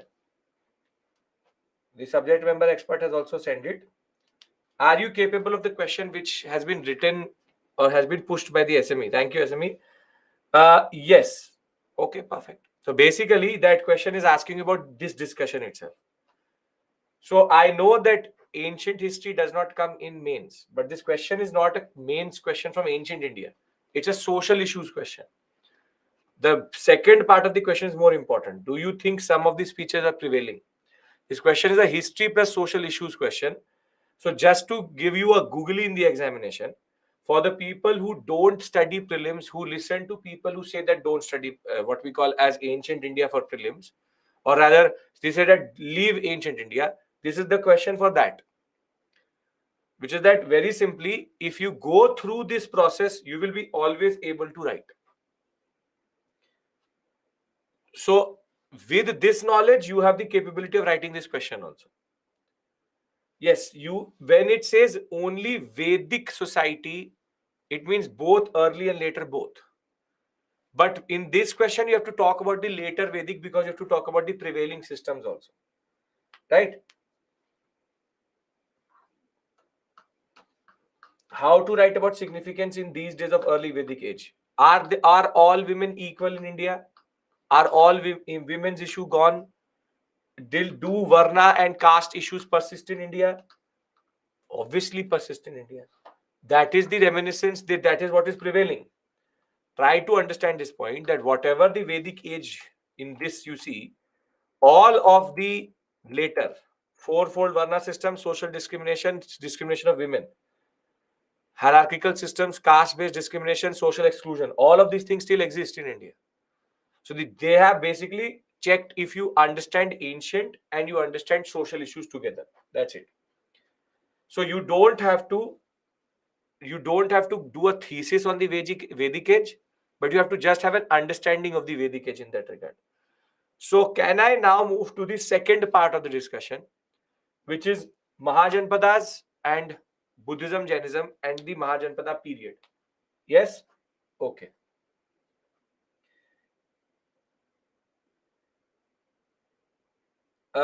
Sugandhi, social issues said, sir told Varna system having flexibility initially, later became rigid.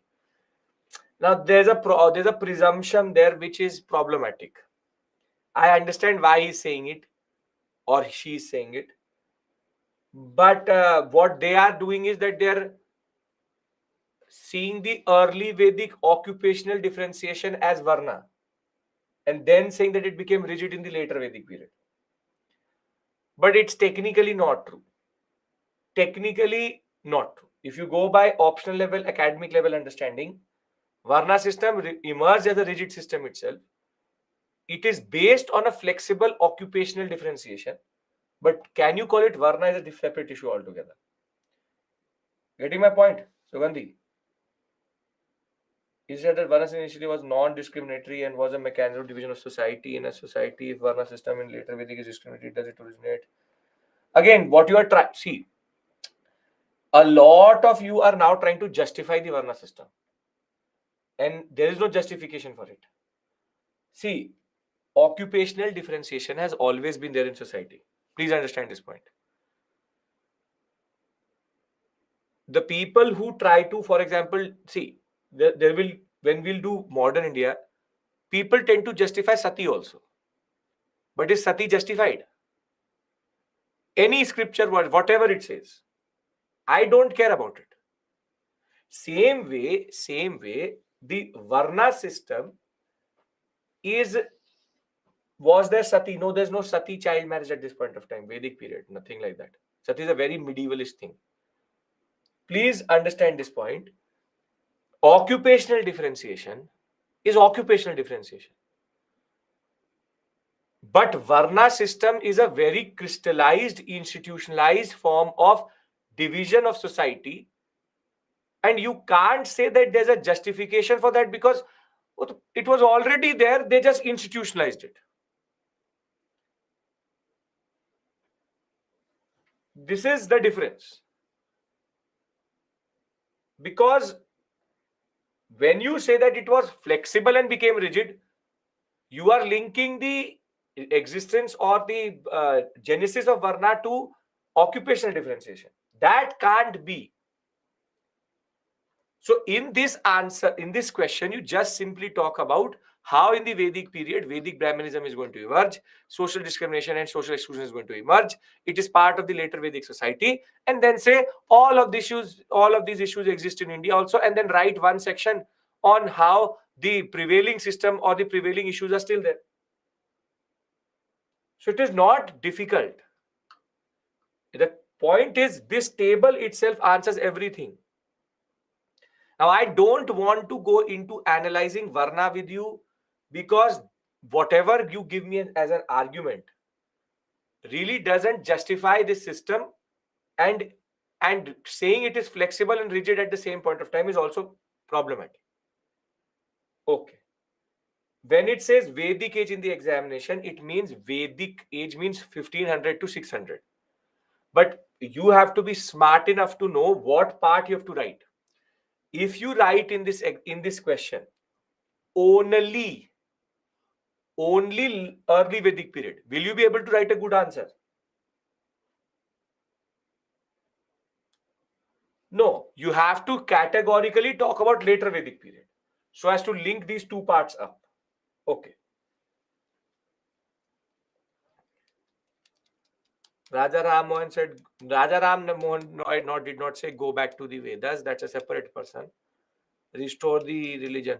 He did not. He talked about the Upanishads. Upanishads are different. When we'll reach art and culture, I'll discuss that. That's a separate issue altogether. Okay. Accountant keeps track of land, how much tax people are paying or they owe. That is Dayanand Saraswati. Okay. Now,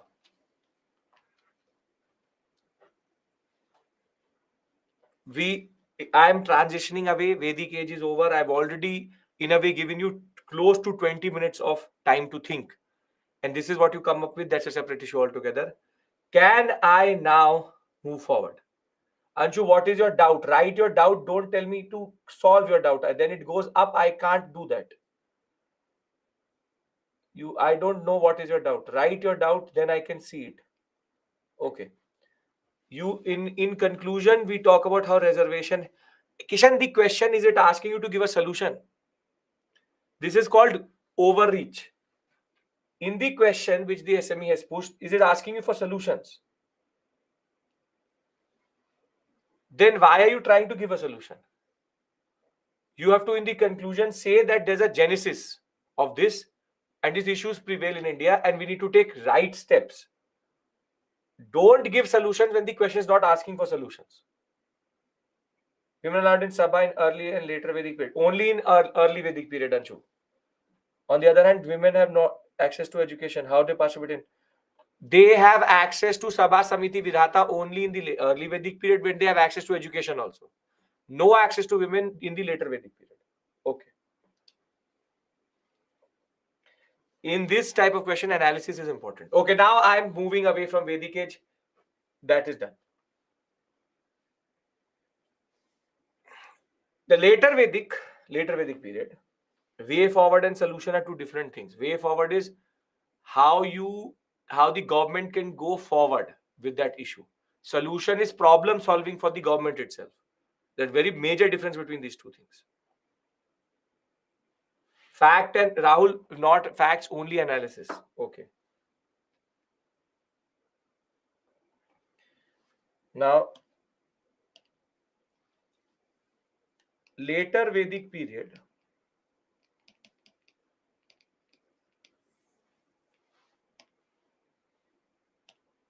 what we see now, please settle down, because Vedic question is over, Vedic period is over. Now I'm taking the story forward. Later Vedic period has given rise to what we today call as monarchical territorial systems. And between this 1500 and 600 BCE, what happens is that there emerge 22 Janapadas. The word Janapada means political state. There emerge 22 Janapadas. And there's a major change in the location of these Janapadas. These 22 Janapadas fight with each other and they consolidate into 16 Mahajanapadas.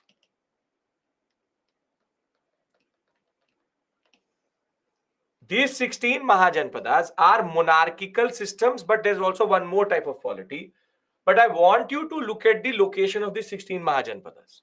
Janapada is basically a state. It's a polity.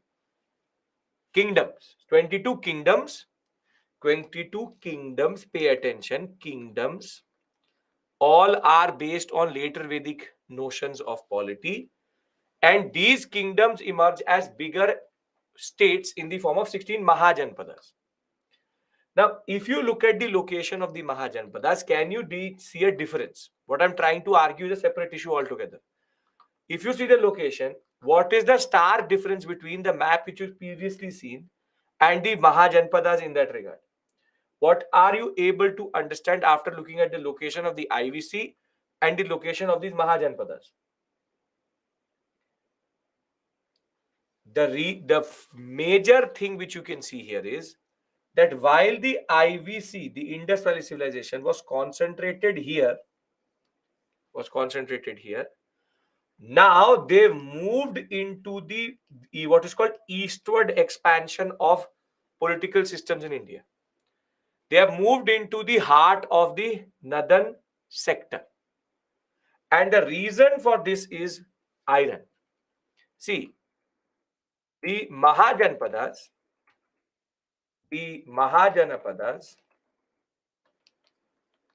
their location is in the north heart. Because of iron implements, the forests were cleared, and that led to what is called as eastward expansion. So iron for the later Vedic period was very important because that will allow for them to move into the alluvial plains. And the movement into the alluvial plains will be even more significant because that will create even more surplus. And with more and more surplus, there will be more state formation and complex societies. And therein lies the genesis of these Janapadas and the Mahajanapadas. There were 22 Janapadas, basically 22 political units which fought with each other to get consolidated into 16. What I'm trying to argue here is that later Vedic period is in a way genesis to monarchical systems in India and all political systems in India, because it created the context in which territorial states became important, but over and above that, iron implements also became important. So the 6th century BCE, which we are talking about, this century is very, very significant because it is one gradual progression, one step forward to the later Vedic period, wherein now for the second time in Indian civilization, there will be what is called as second urbanization. First urbanization is which period? First urbanization is which period? The Indus Valley civilization. Second urbanization is 6th century BC. 6th century BCE is linked to three things. 6th century BCE is linked to three things. One is rise of Mahajanapadas. Rise of Mahajanapadas, 16 of them. Within those Mahajanapadas, rise of Magad and it is the same period in which there is eastward expansion. This is the same period in which we have Buddhism and Jainism will rise, which is three new religions will emerge, Ajivikas, three new religions. And the most important, revival of internal and external trade. Revival of internal and external trade. This is why 6th century BC is called second urbanization. Because the Indian society will again see a new type of dynamism. So basically, we have to cover each of these parts separately. I will start with the discussion on the Mahajanapadas. Then we'll talk about revival of internal and external trade. Then we'll talk about Magad. And then we have to talk about Buddhism, Jainism. So now our discussion has moved away. Ajivikas are a sect which becomes a religion. We will discuss it when we talk about heterodox religions. There are three things which we have to cover in that sense. Now, these are the 16 Mahajanapadas. You will find a different name and a different list in different texts because three different texts tell us the names of the 16 Mahajanapadas. In some places, there are discrepancies, but this is the standard one which you will find in every book that way. Now, out of the 16 Mahajanapadas, certain or most of them, except for 5, 11 were monarchies, means one man rule. However, there were also 6 or rather 5 such Mahajanapadas which were what are called Gana Sanghas, which means oligarchy, which is rule of few. Rule of few, which is there were 2 to 3 people together, rule of councils in that sense. Rule of councils. So very simply, the oligarchic systems are a little bit more what we call as democratic, but monarchies are not. Now, you have asked me, do we have to learn this?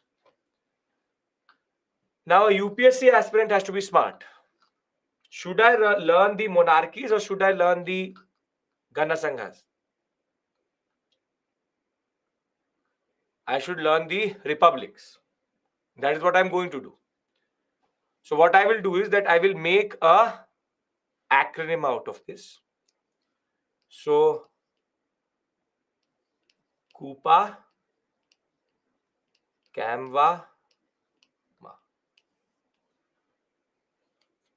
or you can make it Kupan. Kupan, Kamvama, which is Kuru, Panchal, Khamboj, Vajji, and Mala. Now, why am I taking does UPSC ask is? They've never asked it except for one time. But that's a separate issue altogether. For that, you have to not learn it like this, but through maps. One time they've asked this question. But the point is,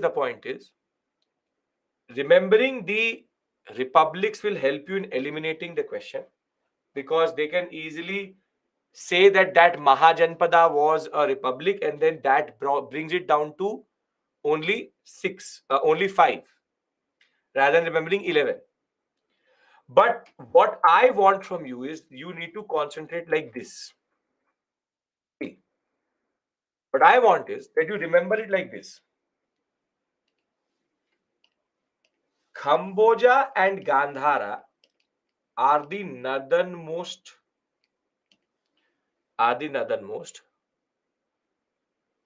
Ashmaka and Avanti are the southernmost. In a way, they become also the westernmost, along with Matsya, and Anga would be the easternmost. This is the Upinder Singh map. You have the same from the NCERT. Kamboja and Gandhara north, Avanti and Ashmaka south. In a way, Gandhara Kamboja is also the easternmost, but we'll take Matsya as the westernmost. And you have Anga. Anga is also called Vanga in certain texts, so it is Anga Vanga in the east. And what I want you to remember is that the area which is left, this area which you see here, is the core area of Mahajanpadas. And it is the same area in which Buddha and Mahavira, the two founders of the religion of Buddhism and Jainism, operated. Now, for your reference, I've done one more thing, which is I've given you these tables in which the Mahajanpada capital and its significance is written. Now, my basic suggestion is going to be very simple, straightforward. There's no point learning all 16. And this is for your reference. I want to do one thing, which is that can you, and this is slide number 47, can you just refer to 46 and 47 from time to time and look at their locations? That is it. I'm not asking you to learn it because the input is not worth the output. The input is actually not literally worth the output because there is too much detail. See, if your professor said learn all 16, then he thinks you're a computer. But I am not going to say that. For one question which had come 4-5 years back, which I will show you on Monday, there is no point learning all 16. And as it is, that question was not about the Mahajanpadas, but about Buddha and Mahavira. So my basic suggestion is I can easily say to you, learn all 16. That is the easiest thing I can say. I've just washed my hands off. I said that, okay, I pass the buck to you, learn 16. But I am telling you rather, learn their location through maps. Don't die over it. That is a very important point I'm trying to say to you. Don't die over it. That I am not able to learn the capital and the Mahajanpadas, my life is over. That is not what I want from you to in a realistic sense, you just need to look at their location. Learning their names and capitals will not really actually do anything, because the question is going to be more complex than that. So learn the 5 if you can, and know their location. Northern, eastern, southernmost, you can do that, right? You can do that at least. You can at least go through these 2 slides and look at what are the Gandhara, Kamboja, Matsya, Avanti, Ashmaka, and Anga are the ones which matter to us, because they are extremes. These are exceptions. If you can remember that, half of your work is done. For me, it is very easy to say remember 16, but I am telling you, don't die over it. Can I really talk about Magadh, which is more important? This area, Magadh, which is more important. That discussion is more important because that is what comes in the examination. Yes, we can talk about Magadh. Are you clear? I can say, remember all 16, learn these tables. But I am telling you, learn these tables when you have nothing to learn. So I want to now discuss Magadh. Can I do that? Okay. Right. Okay.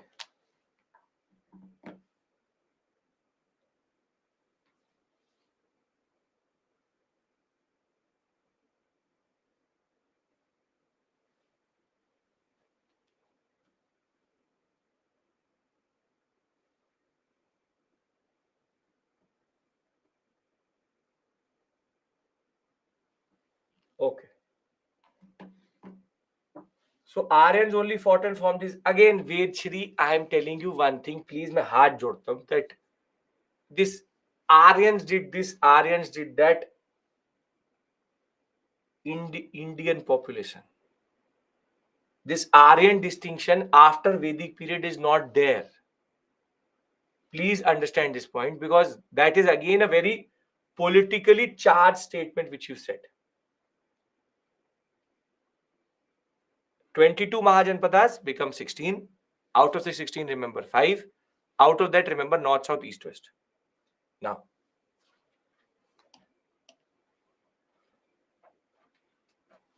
no, I know that. Why you are saying it, I know it very well.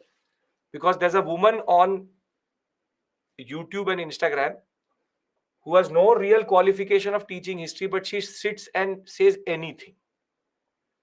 I don't even remember her name, but I've seen her very annoying videos. So, I don't know what is her name. I don't have any ideas. She'll randomly come in your reel. Randomly come in your reel. I have no idea who she is. But I don't know what she knows about also, but she has a very politically charged statement. And she gives very, yes, I'm not going to take her name to actually qualify and give her any form of recognition that way. But yes, Shreyank, Shrevashri, and Utkarsh, what the ones which you refer to, is the one I'm talking about. Yes. Hey, madam, hey. She makes very dramatic videos out of things which are not dramatic enough. Okay. So, this is the problem with history. People misuse history quite a lot. And that rhetoric which you're saying, na, Aryan, this distinction which you're talking about is actually quite perpetuated by her nowadays. Okay. No, I'm not going to tell you her name, because what you will do is that you will go and then watch the videos. And then you will ask me then ulte-pulte questions out of that. So I'm not going to do that. If you don't know her, very good. Best thing you've done in your life. Okay. Oh, everybody wants to be famous. You can say anything. I think recently something happened on Lalan Top also, right? Related to, I think, Gandhi and all. Something happened recently. So happens. Raghav, be precautionary. मेरी बात सुनो. As soon as you see a reel on history, आगे कर देना. ठीक है? I'm not going to obviously tell you. And see, that is about validating her name. She wants to be famous, and I'm telling you her. Obviously, I'm not going to do that. Okay. Now, out of the discussion we are having, one Mahajanpada emerged as the most powerful and was able to dominate everyone. and that is Magad.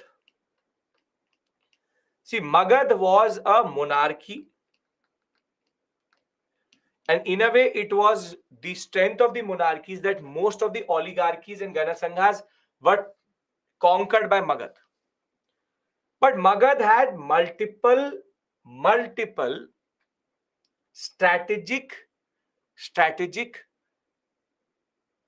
what we call as location, access to resources, and society and political aspects, which allowed it to do it.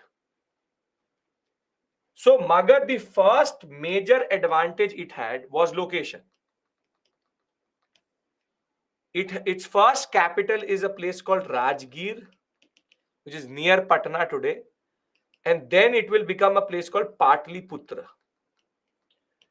And for centuries, Patliputra is going to be the capital of all powers till we talk about the post-Gupta period, where Kannauj is going to become important. But Patliputra is going to be very, very important. The advantage which Magad has is strategic location, because firstly, Magad was based on a plateau. Is on the Chota Nagpur plateau. And therefore, on all sides, it could see anybody coming from a distance. So it was based on a certain height. Then it is also surrounded by 3 rivers on each side. So Magad, you have on one side the Ganga, the other side the Son, and on one side the Champa. So in a way, there was only one way to enter into the Magadhian sector, and that too was a plateau. And in strategic military history, you would know, to be on higher ground is better. Magad also had access to iron ore, and for that same reason, they had the best weapons and most volume also.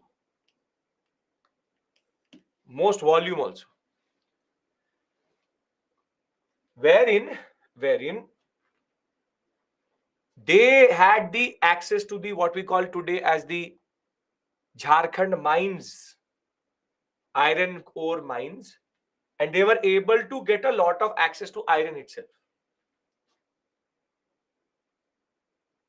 Most volume means most amount of quantity, most amount of weapons made.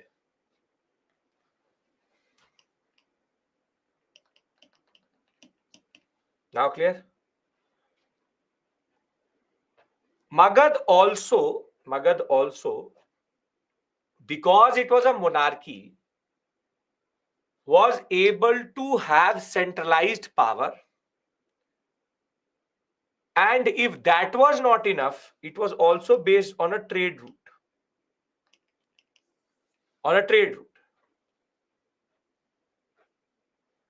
And basically, during the 6th century BCE, what will happen is that 2 routes will emerge in India. 2 major routes will emerge in India. One will be called the Uttar Path, and the other one will call the Dakshin Path. Uttar Patha and Dakshin Patha. Uttar Path used to connect the Central Asian sector with Patliputra as the most important node. So the Uttar Path having 2 different sectors, and ironically, the Indian Railways today also has the same 2 lines in North India. One is called the northern sector of Uttar Path, the other one is called the southern sector of Uttar Path, wherein one used to go from Lahore, Jalandhar, Saharanpur, Gorakhpur, and then Bihar, Bengal. So some trains in North India goes from via Gorakhpur. And the other one is Lahore, Rawalpindi, Bhatinda, and then goes south, which is Delhi, Kanpur, Lucknow, Varanasi, Allahabad, and then Patliputra. So you can take two types of trains, one which goes to Gorakhpur or one which goes to Allahabad, which is Prayagraj. So very simply, the two lines which exist of the railways is actually based on the two major parts in which Uttar Path used to be there. But if you see that both lines converge at Patliputra, and the Dakshin Path used to then connect the Patliputra sector to Kaushambi and then to the southern parts of India and its ports. So the Dakshin Path and the Uttar Path will emerge, and internal and external trade will become very, very important. And with the rise of internal external trade, Magad will also gain a lot of prosperity. So Magad had a very, very, very good location, and it was able to dominate Kosala and Vatsya and Avanti, the three rivals of it, because of the fact that it had good leaders also, but it also had good locations. And herein comes the importance of leaders.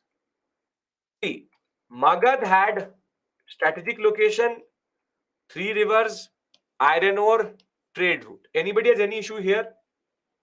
Because I want to discuss the monarchs who are going to become important. Any issue here? No. So the real power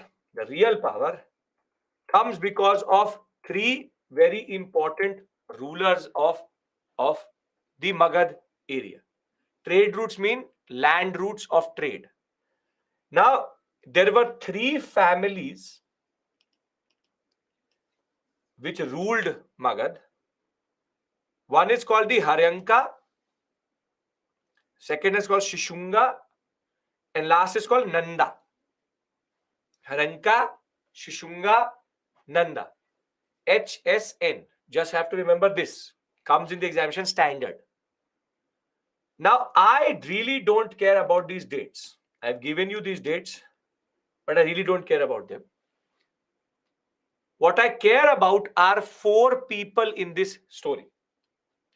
One is a person called Bimbisara, then Ajatshatru, Udayan, Kalasoka, and Dhanananda.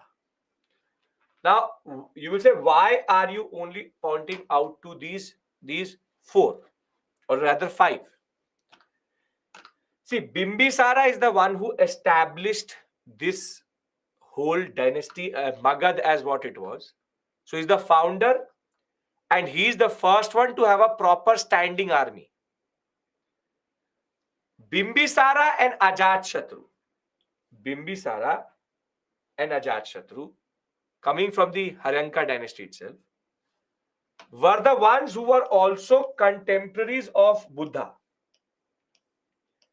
They lived along with Buddha and Mahavira. Basically, Mahavira and Buddhist texts and Jain texts talk about Bimbisara and Ajatshatru quite a lot. Udayan is the one who shifted capital from Rajgir to Pataliputra. Kalasoka is important because I will tell you, when I will teach you Buddhist councils, he will be one of the persons who will call that council. And Dhanananda, I want you to remember, because Dhanananda is related to Alexander and Chandragupta Maurya. So I don't want you to remember anyone else, but these five people, three dynasties, five people: Bimbisara, Ajatshatru, Udayan, Kalasoka, and Dhanananda. You don't have to learn their names literally, because it's prelims oriented understanding we need. You should be able to identify them for sure. For the next 2-3 days, I want you to remember till Monday after Diwali. Happy Diwali to all of you. which is after Monday. On Monday, I will take the name of Dhanananda and Kalasoka again. I will take the name of Kalasoka and Dhanananda again. So, after you have come out of the Diwali fervor, I don't want you to ask me who, what, that, this, Dhanananda, Sisunga, Haranka. This much you need to know. Can you promise me this much at least? That you will remember over the weekend these 4 names. Yes, perfect. Thank you, and thank you. Now, before we go to Buddhism, Jainism, just to point it out to you, and I'll give you a timeline in the end. The Mahajanpada phase, the 6th century BC, is till today considered the most important period for trade, but also currency first coinage or currency will emerge, and for the first time in the Indian subcontinent we will have what are called the punch marked coins, which I will show you when I'll do art and culture. First coins, because they used to have 5 symbols on the front, sometimes 2, sometimes 3, sometimes 1, very irregular sizes, but silver coins. For the first time, currency emerges in the Indian subcontinent. So the literary evidence and the evidence coming out of archaeological evidences tell us that there were coins and there were different names. Currency means only coin. There cannot be paper currency, obviously. So currency means coins at this point of time. And there are terms such as Kahapana, Nika, Kamsa, Maska, and Kanika, which basically are there. This is not introduced by Bimbisara, it is introduced by all of these Mahajanpadas. All Mahajanpadas issue silver coins. Together, we call them punch-marked coins. And Dasa-Dasi tradition is still there. Urban centers will emerge, and that is why it's called the second urbanization. So these 3 dynasties all belong to Magad. Yes, a single kingdom can be ruled by multiple families. That is dynasties. So now we will also have terms emerge in the texts, which till today we use. There will be multiple terms which will be used in the texts. Pura, Nagar, Nigam, Rajdhani, Mahanagar, and these are terms which will till today use. So you have Pura as a small town. You can have a Nigama and a Nagara. Do we use these words today? Nigam, Nagar, we use these terms. And over that you have a Mahanagar, and the Rajdhani word is also coming from here. You have the fact that Pura and towns, Pura is a town. Then you have Nigam, Nagar. These are towns with fortifications or commercial towns. Nigam is mostly a commercial town. Nagar is a small town with fortifications. Mahanagar is a very big town. And then you have the Rajdhanis, which are the capitals. The most known Mahanagars, Champa, Rajgir, you have Sarvasti, Saketa, which is Ayodhya. Thereafter Kaushambi and Varanasi. So Nigam and Nagar at the same level, small cities, but one has fortification, one has commercial purpose. Mahanagar would be above Nagar itself, and then you have Rajdhani. See, don't have to get flustered with all these different texts or these terms. What I'm trying to show you here is a lot of the things which you use today as your existence, or the terminologies which you use today, are actually having genesis in these periods. Nigam, Nagar, Mahanagar, Rajdhani are words which you use till today. And for the first time, the text reflect that. Now, what I want to do now with you is very simple. 6th century BC, three aspects are done. Magad, the Mahajanpadas, trade and Panchmak coins. I want to now go into Buddhism, Jainism, but no way it is going to get completed within half an hour. But there's a backstory to Buddhism, Jainism, which I want to discuss. Once I'm done with the backstory of Buddhism, Jainism, I will make a timeline for you, which will summarize the three classes we've done till today. And that is going to be something very significant for you for revision. If everybody is on board with me and if everybody is comfortable with what we are doing, I know there are terms, I know there are facts, but you don't have to run away from them. You just have to learn them systematically. Now, what I want to do here is I want to go into module number 3 and start Buddhism, Jainism, and Ajivikism. But for that, as always, module number 3, you have to refer to R.S. Sharma and 12th class NCERT. Every chapter is always indicated in the beginning of that module. But I want to discuss why would Buddhism, Jainism emerge and Ajivikism emerge.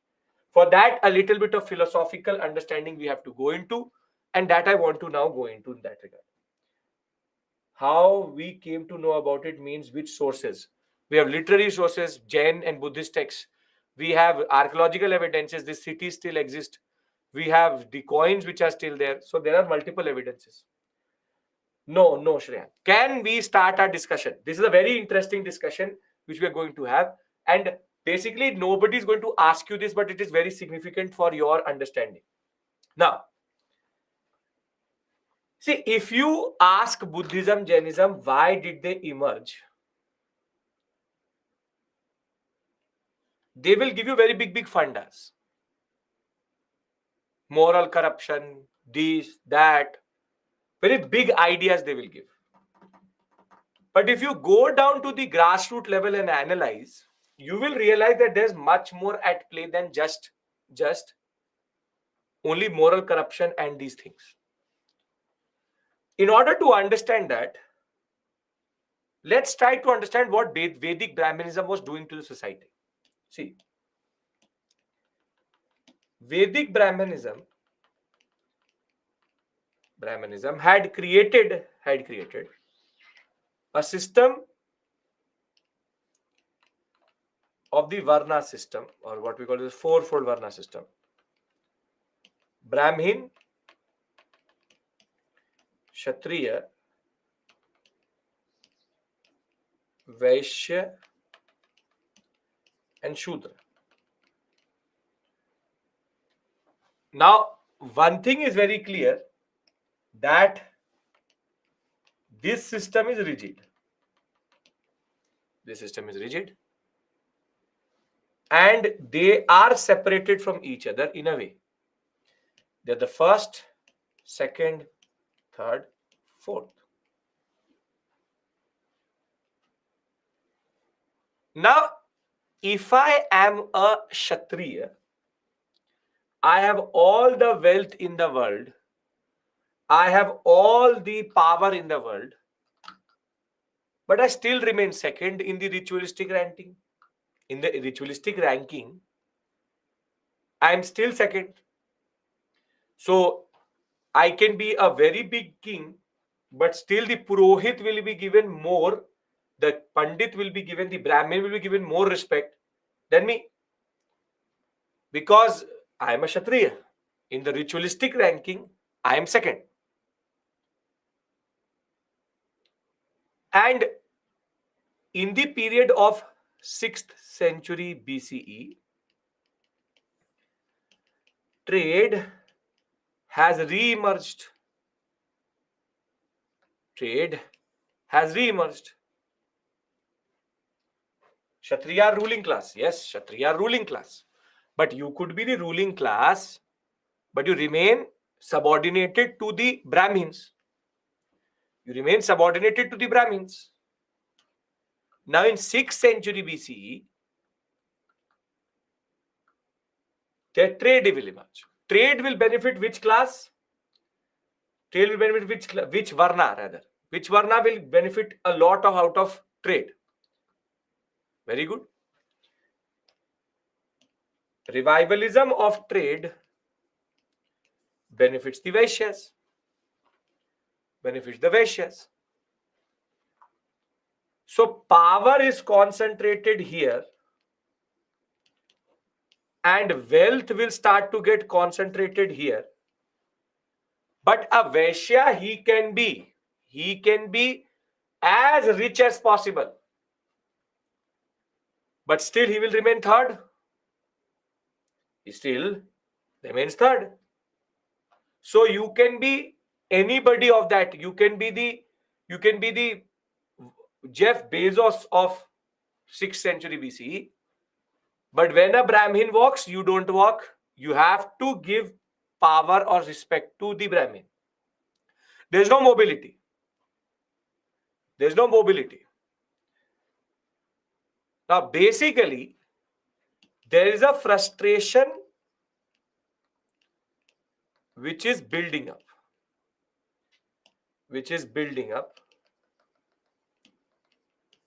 In the Kshatriya and the Vaishya community. And one more thing is that Vaishyas have a problem in the way Vedic Brahmanism has a certain problem with trade. Because under Vedic Brahmanism and the Vedas, if you leave your native place, you lose your Varna. The concept of Sat Samundar Par, which is if you cross water bodies, there's a concept of impurity which comes through.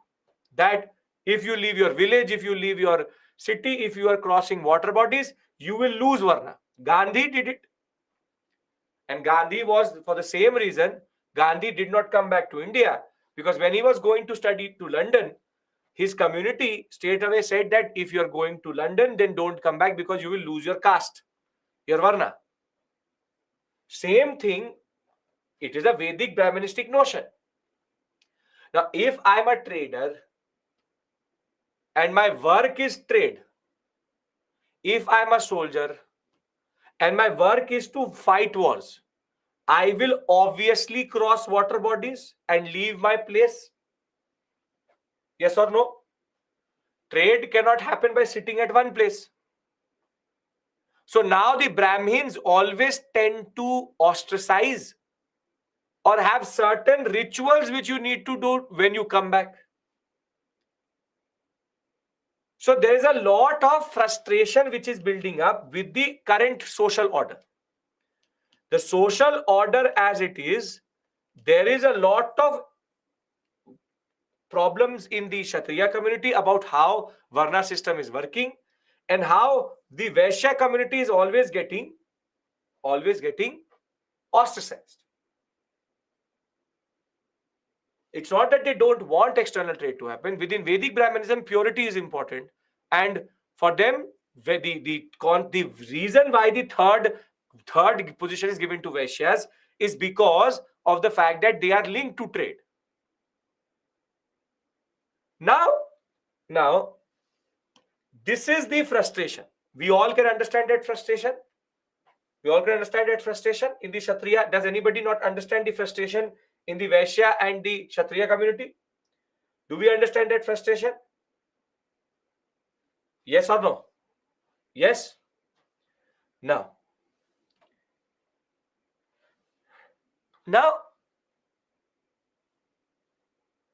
in the Vedas, religion is about,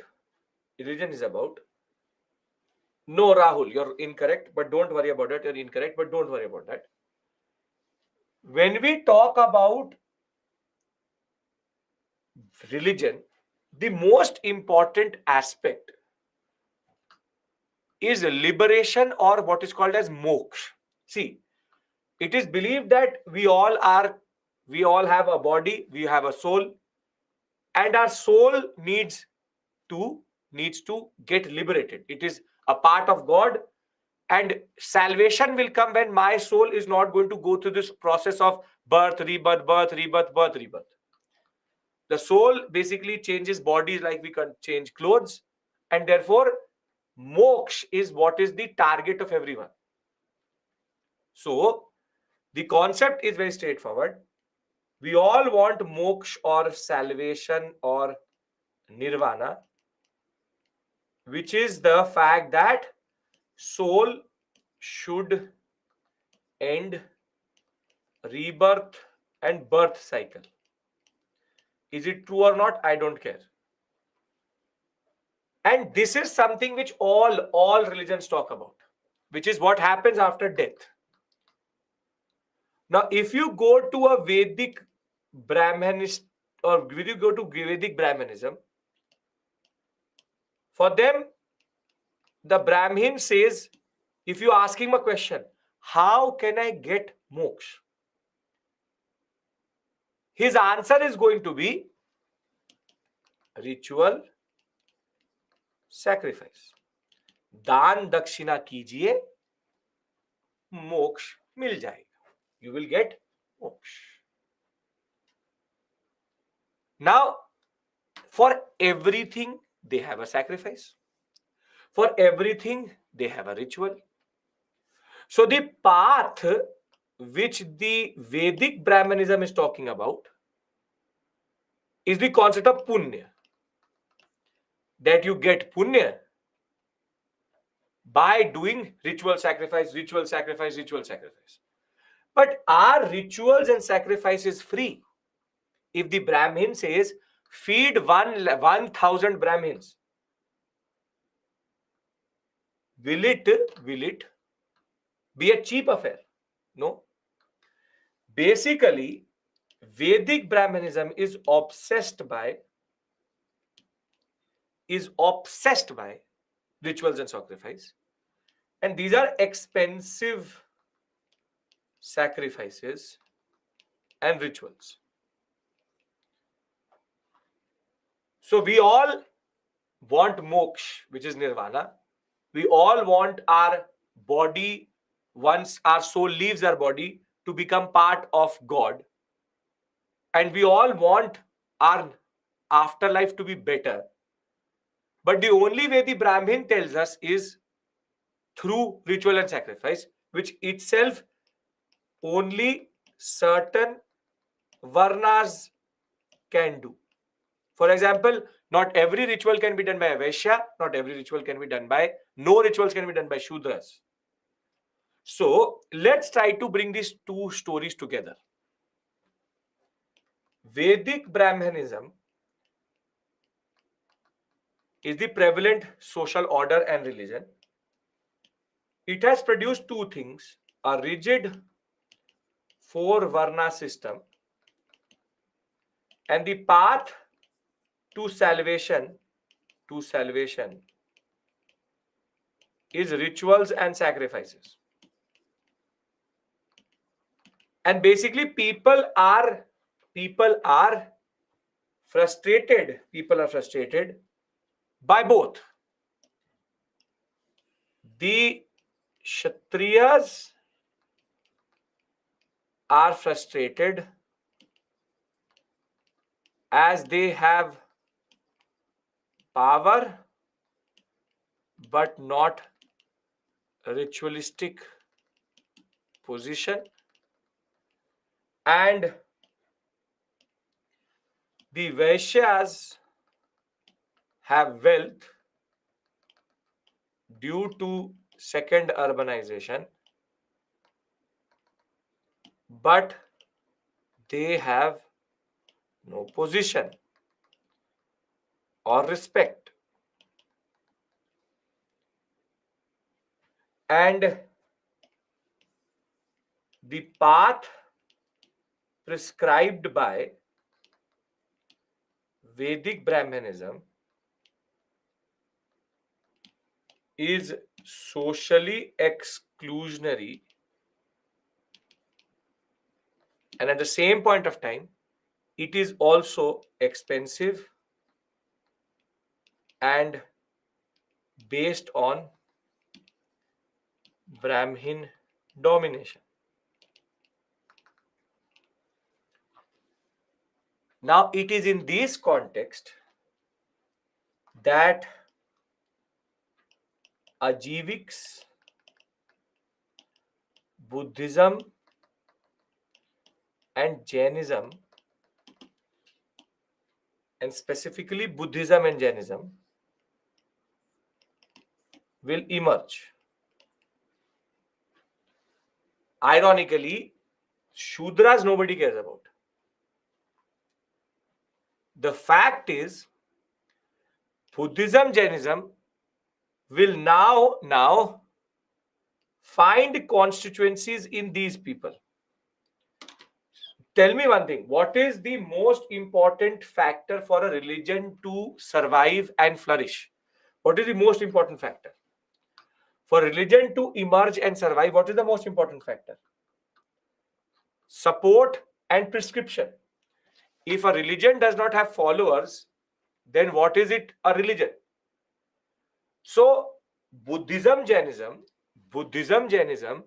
needed a constituency. Who can they actually target in the society to become popular religions? And I'll tell you, within the Buddhist and Jain understanding of social hierarchy, guess who are at the top of the table and second rank in this structure? It is the Kshatriyas. In Buddhism, Jainism, Kshatriyas are given the first position. There are no Brahmins, and the Vaishyas are given the second most important position. And that is why you will see that Buddhism, Jainism is going to become the most popular religion in the Indian subcontinent and the most popular religion again amongst the traders. And that is why till today certain commercial communities are either Jain or Buddhist. So whilst Buddhist and Jains will talk about another aspect, I will tell you that. But this is the larger politics. In a way, both Buddhism and Jainism are conservative also. Because they don't talk about the Shudras. It's all power politics. So don't think that Buddhism and Jainism emerges as out. It gives. What Buddhism and Jainism does, see what Buddhism, Jainism does is they give alternative paths to moksha and salvation. But this could only become relevant and popular if people wanted it. Try to understand this point. Buddhism, Jainism could have emerged randomly. But for them to become what they were during the ancient period, it is important that Buddha and Mahavira, Buddhism and Jainism, remain linked to and are finding constituency in the two frustrated groups of the Vedic Brahmanistic society. So people see in PSIR, people have argued, see, if you say that Buddhism is the rebel child of Hinduism, it is against rigid caste practice, that is the PSIR type understanding, too simplistic. See, I'll be very honest with you. You would think that Buddhism, Jainism are path breaking. I will tell you a very interesting thing, and you will then tell me, is Buddhism, Jainism actually very progressive? Vedic Brahmanism discriminates against women, yes or no? Yes or no? We'll discuss that, Vechri. We'll discuss it. Yes or no? In Jain philosophy, it is believed that a woman cannot get salvation. The only way a female gets salvation is when she is reborn as a man and then she does Jain practices and then gets salvation. Is this very forward looking? It says that only way a woman gets salvation is to be reborn as a man and then get salvation. Buddha was never very, very, very keen for allowing women into the Sangha. But it is his aunt and his mother who forced Buddha to open the Sangha to women. So please don't think of both these religions as a new refreshing air. No, this is why I'm having this discussion. Nobody is going to ask you a question out of this area. I'm literally having a conversation with you at an academic level. Sangha is the monastic establishment of the Buddha. I'm having a conversation wherein I'm trying to decode something for you. Nobody is asking you these things. This is out of syllabus literally. But I believe that you should know that it is all power politics. Because yes, if you ask Buddhism, Jainism, they will not say this. They will give you an argument which is called materialism. If you go by Buddhist Jain texts, they will say we had to emerge because of materialistic practices. Can I talk about the reason which the Buddhists and the Jains give? Are we clear with regards to the power politics of Buddhism, Jainism, and Ajivikism?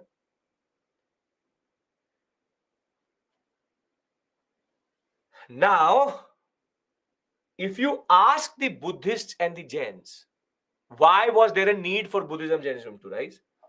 They say that because in 6th century BCE, there's a lot of prosperity, there's a lot of money. Therefore, there was moral corruption, there was sorrow, inequality, death, what we call as corruption of values, and Buddhism and Jainism emerge in order to bring back value and morals, and that could come via moksha, nirvana. So basically they will argue that they wanted to bring back everybody on the same track. They're like, corruption ho gaya, there's a lot of corruption, we want to bring everybody back on the right track, and therefore there's a need for us. No, yes, Aniket, you can say that. So if you talk about how did Buddhism, Jainism emerge, they will talk about this, which is materialism, obsession with money, sorrow, paisa nahi, pure, literally dying and sorrow, death, destruction. And we argue that it is basically the rise of mercantile classes because of the second urbanization, which do not agree with the orthodox Brahmanical tradition, and therefore with the so-called very heavy, not so-called, but the very heavy crystallization of Varna identity, there was a need for a new social outlook, which Buddhism, Jainism, and Ajivikism was able to give. So are we clear with regards to why did Buddhism, Jainism, and Ajivikism emerge? And I will talk about the Ajiviks and stop today. Are you saying Buddhism, Jainism support materialism? No. They are against materialism. They argue that because there was materialism, there was a need to fight. Because there was materialism, there was a need to fight. It's the other way around. See, Buddhists and Jains obviously will not go and say in your ears that Kshatriyas and Vaishyas were very, very frustrated. We used them, obviously. Rather, they will say everybody was very, very, very, very frustrated generally. Moral corruption is there. Dukh hai, dukh. Sorrow. We will remove that sorrow from you. Materialism is your obsession, what you are, what most of the people are today. Paisa, money, car, house. We all die being materialistic. That I want the best car, the best house, the best phone. So very simply, they will say that we want to remove this aspect of how people are so obsessed with the worldly. The point is, for every solution for the Brahmin was ritual sacrifice. So very simply, see, Anjali, understand this point. When you're talking about Buddhism in colonial India, when you're talking about Buddhism in medieval India, when you're talking about Buddhism in the late period, you're talking about a different type of Buddhism. I'm talking about core Buddhism. What Buddhism is today and Jainism is today is not what they were at this point of time. Because Buddhism, Jainism will go through a proper way of evolution. In a way, they will be very important between 6th century BC till the Gupta period. But after the Gupta period, Hinduism will emerge, Puranic Hinduism will emerge, and literally take power away from the Buddhists. And thereafter, Buddhism became, and until today is considered a subset of Hinduism. I'll discuss that aspect with you. Don't go into the politics of it. I want to just talk about why was there, or how did Buddhism and Jainism emerge, and why was there a need for it. I will show you throughout these classes how Buddhism, Jainism will become very powerful and thereafter will lose ground to Puranic Hinduism or Hinduism. Did they care about the Shudras? No. No. The rhetoric within Buddhist and Jain texts are all about Vaishya community and the Kshatriya community. The conservatism of Brahminism with regards to Shudras was also there. And with regards to women, maybe a little bit more space was given to women in Buddhism, Jainism, but it was not radically different in that sense. Are we clear with these aspects? Are we clear about this? Yes? Okay. Now, I'll consolidate what we've done till this point because there's no point teaching Ajivikism. So I'll rather consolidate. See, since you started the classes with me, we have come a long way. And I have given you at least 2 to 3 firsts. Brahminism gave place to women. Never. That is the biggest issue. Vedic Brahminism gives a place to women lower than even certain places Shudras. Mesolithic, Neolithic. See, understand this point. Conservatism of this age is absorbed by Buddhism, Jainism. That is the problem. But they are alternative ways of looking at salvation and taking away the power away from the Brahmins. That is the basic point. So it's all power politics. It's all a certain context in which they rise. That's the point I'm trying to argue. So there's an innocent answer to this question and there's a political answer to this question. That is what you need to understand. Was there materialism which frustrated? No, there's not. Materialism is for the society. The society is materialistic. We want to change them. Buddhists talk about how you will give up everything, then only you will get salvation. I'll tell you that. Buddhist philosophy, Jain philosophy, I will discuss with you. Just hold on to this fact that there's a frustration which is building up and there was a need for a new social outlook which Buddha and Mahavira will feel. Okay. Now I'm consolidating everything we've been doing since Wednesday when we met for the first time. So Mesolithic, Paleolithic, Neolithic, Indus Valley, Vedic age, early Vedic, later Vedic, and Mahajanpadas, or what we call as 6th century BCE. This is what we covered. I have brought you a very long way chronologically because we started at 2 million BCE. Then we reached 10,000. Then we reached 4,000. Then we reached 6,000 or 2,600. Then we reached 1,500. Then 1,000. And now 600 to 500. And in this story of coming from Paleolithic to Mahajanpadas, we have seen the gradual progression of how India will emerge as a civilization. So, in the Paleolithic period, there is no state, hunting, gathering, there is fire, There's bulky tools. Thereafter, in the Mesolithic period, we see the domestication of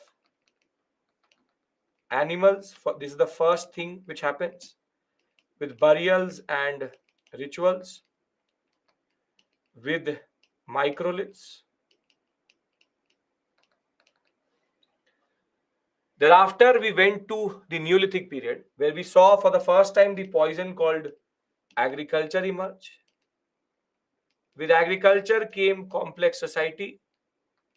With complex society came sedentary life.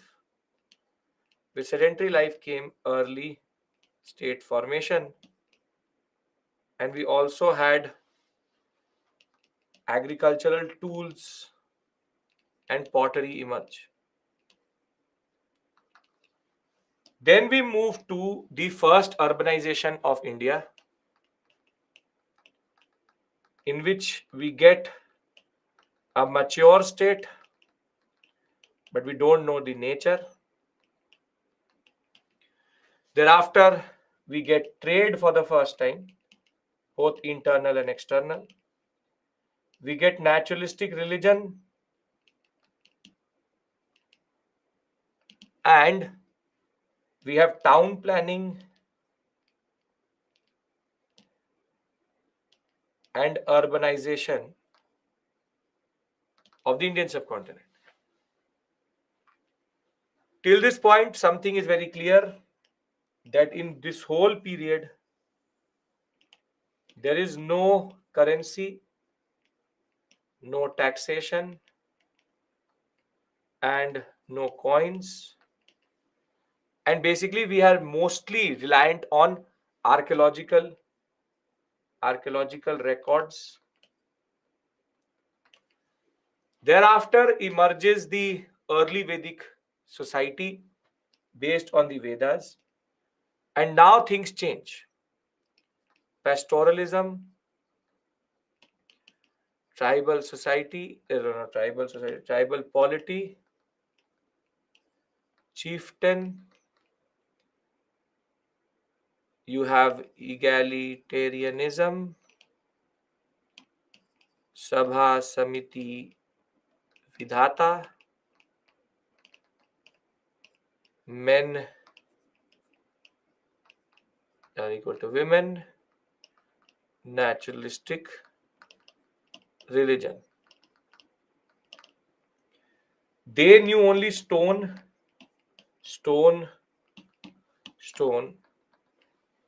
They knew copper, stone, and bronze.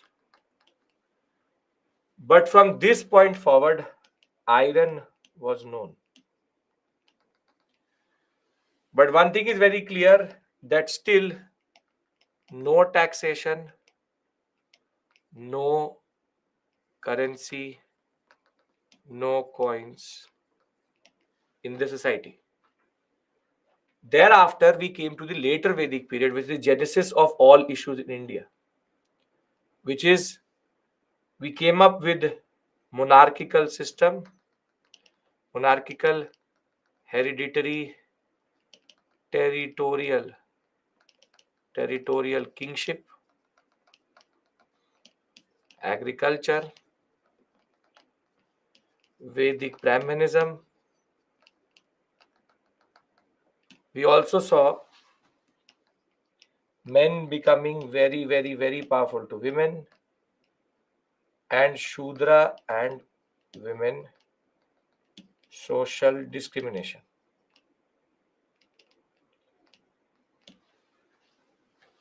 Here, it was cattle which was important. Here it became land. And one thing is very clear, that still, both of them, there is no trade. However, iron was used extensively, and taxation in the form of bhaga will emerge. the most important Varna system will emerge. And whilst all of these features will keep on evolving into the 6th century BCE, 6th century BCE, we have finally revival of trade and first currency in the form of the punch marked coins. If that was not enough, 3 new religions will emerge, which we will discuss on Monday, which is Buddhism, Jainism, Ajivikism. Now, do you get it what we are trying to do through ancient India? I'm basically bringing you till 2023. And with every passing module and era or period, you see smaller and more important elements of the Indian society are getting added. In a way, we are time traveling. We are trying to understand what made India what it is today. And this is basically your genetic code of India. Where things are emerging, where are the firsts? All the firsts are in front of you. First state is here. Then first domestication of animals is here. First agriculture is here. The aspect of first coinage is here. First trade is here. So very simply, you are seeing a snapshot of your own past. And I hope all of this has been making sense to you. So I'll stop here today. Happy Diwali to all of you. Have a safe one. And if you are in and around Delhi, please don't burst crackers. As it is, people are choking. The last thing is your own stubble burning. Thereafter, have a safe one and enjoy this weekend. I'll see you Monday morning. As much as you don't want to be Monday morning day after Diwali to be in the class, I'll be here. We'll take the story forward and we will now discuss next week. We will finish ancient by discussing Buddhism, Jainism, Maurya, post-Maurya, Gupta, and post-Gupta. So we will come back on Monday and complete the story. Right? Saturday, Sunday, I just want you to go through this in Diwali evening. Just revise this one slide. If it makes sense to you, I'll see you on Monday morning. Thank you. Take care and bye-bye. See you Monday. Some of you may be in the evening, but happy Diwali. And please do take care of yourself. And remember, crackers is what not make Diwali. It is the thought of it. Okay. IVC was again we go ritualistic. Yes, ritualistic religion, which is ritualism. IVC is naturalism, naturalistic religion. Shudras could convert to Buddhism, Jainism, but in very rare case. Okay. Right. If you don't have a question, you can leave the session. Thank you. Was Varna system a reason for belief of impurity of block? No, Kishan, you're bringing Chola and all into this. Chola and Magad should not be taken in the same breath together. Same notion Buddha. We will discuss that. Wait, see, not right now. When we talk about Puranic Hinduism. The Mesolithic last part is microlith. They use stone. How did Princely occupy the high position? Because Deepika, if you will read the text and perpetuate it, you will give yourself the first position, right? In which period humans began to cover their body? Paleolithic period only.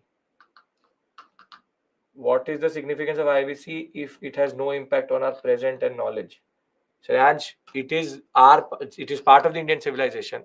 It is the oldest civilization in the Indian subcontinent.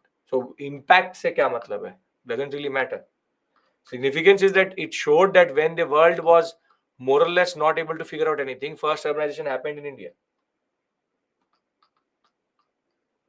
Ritika, nobody cares about that. Okay.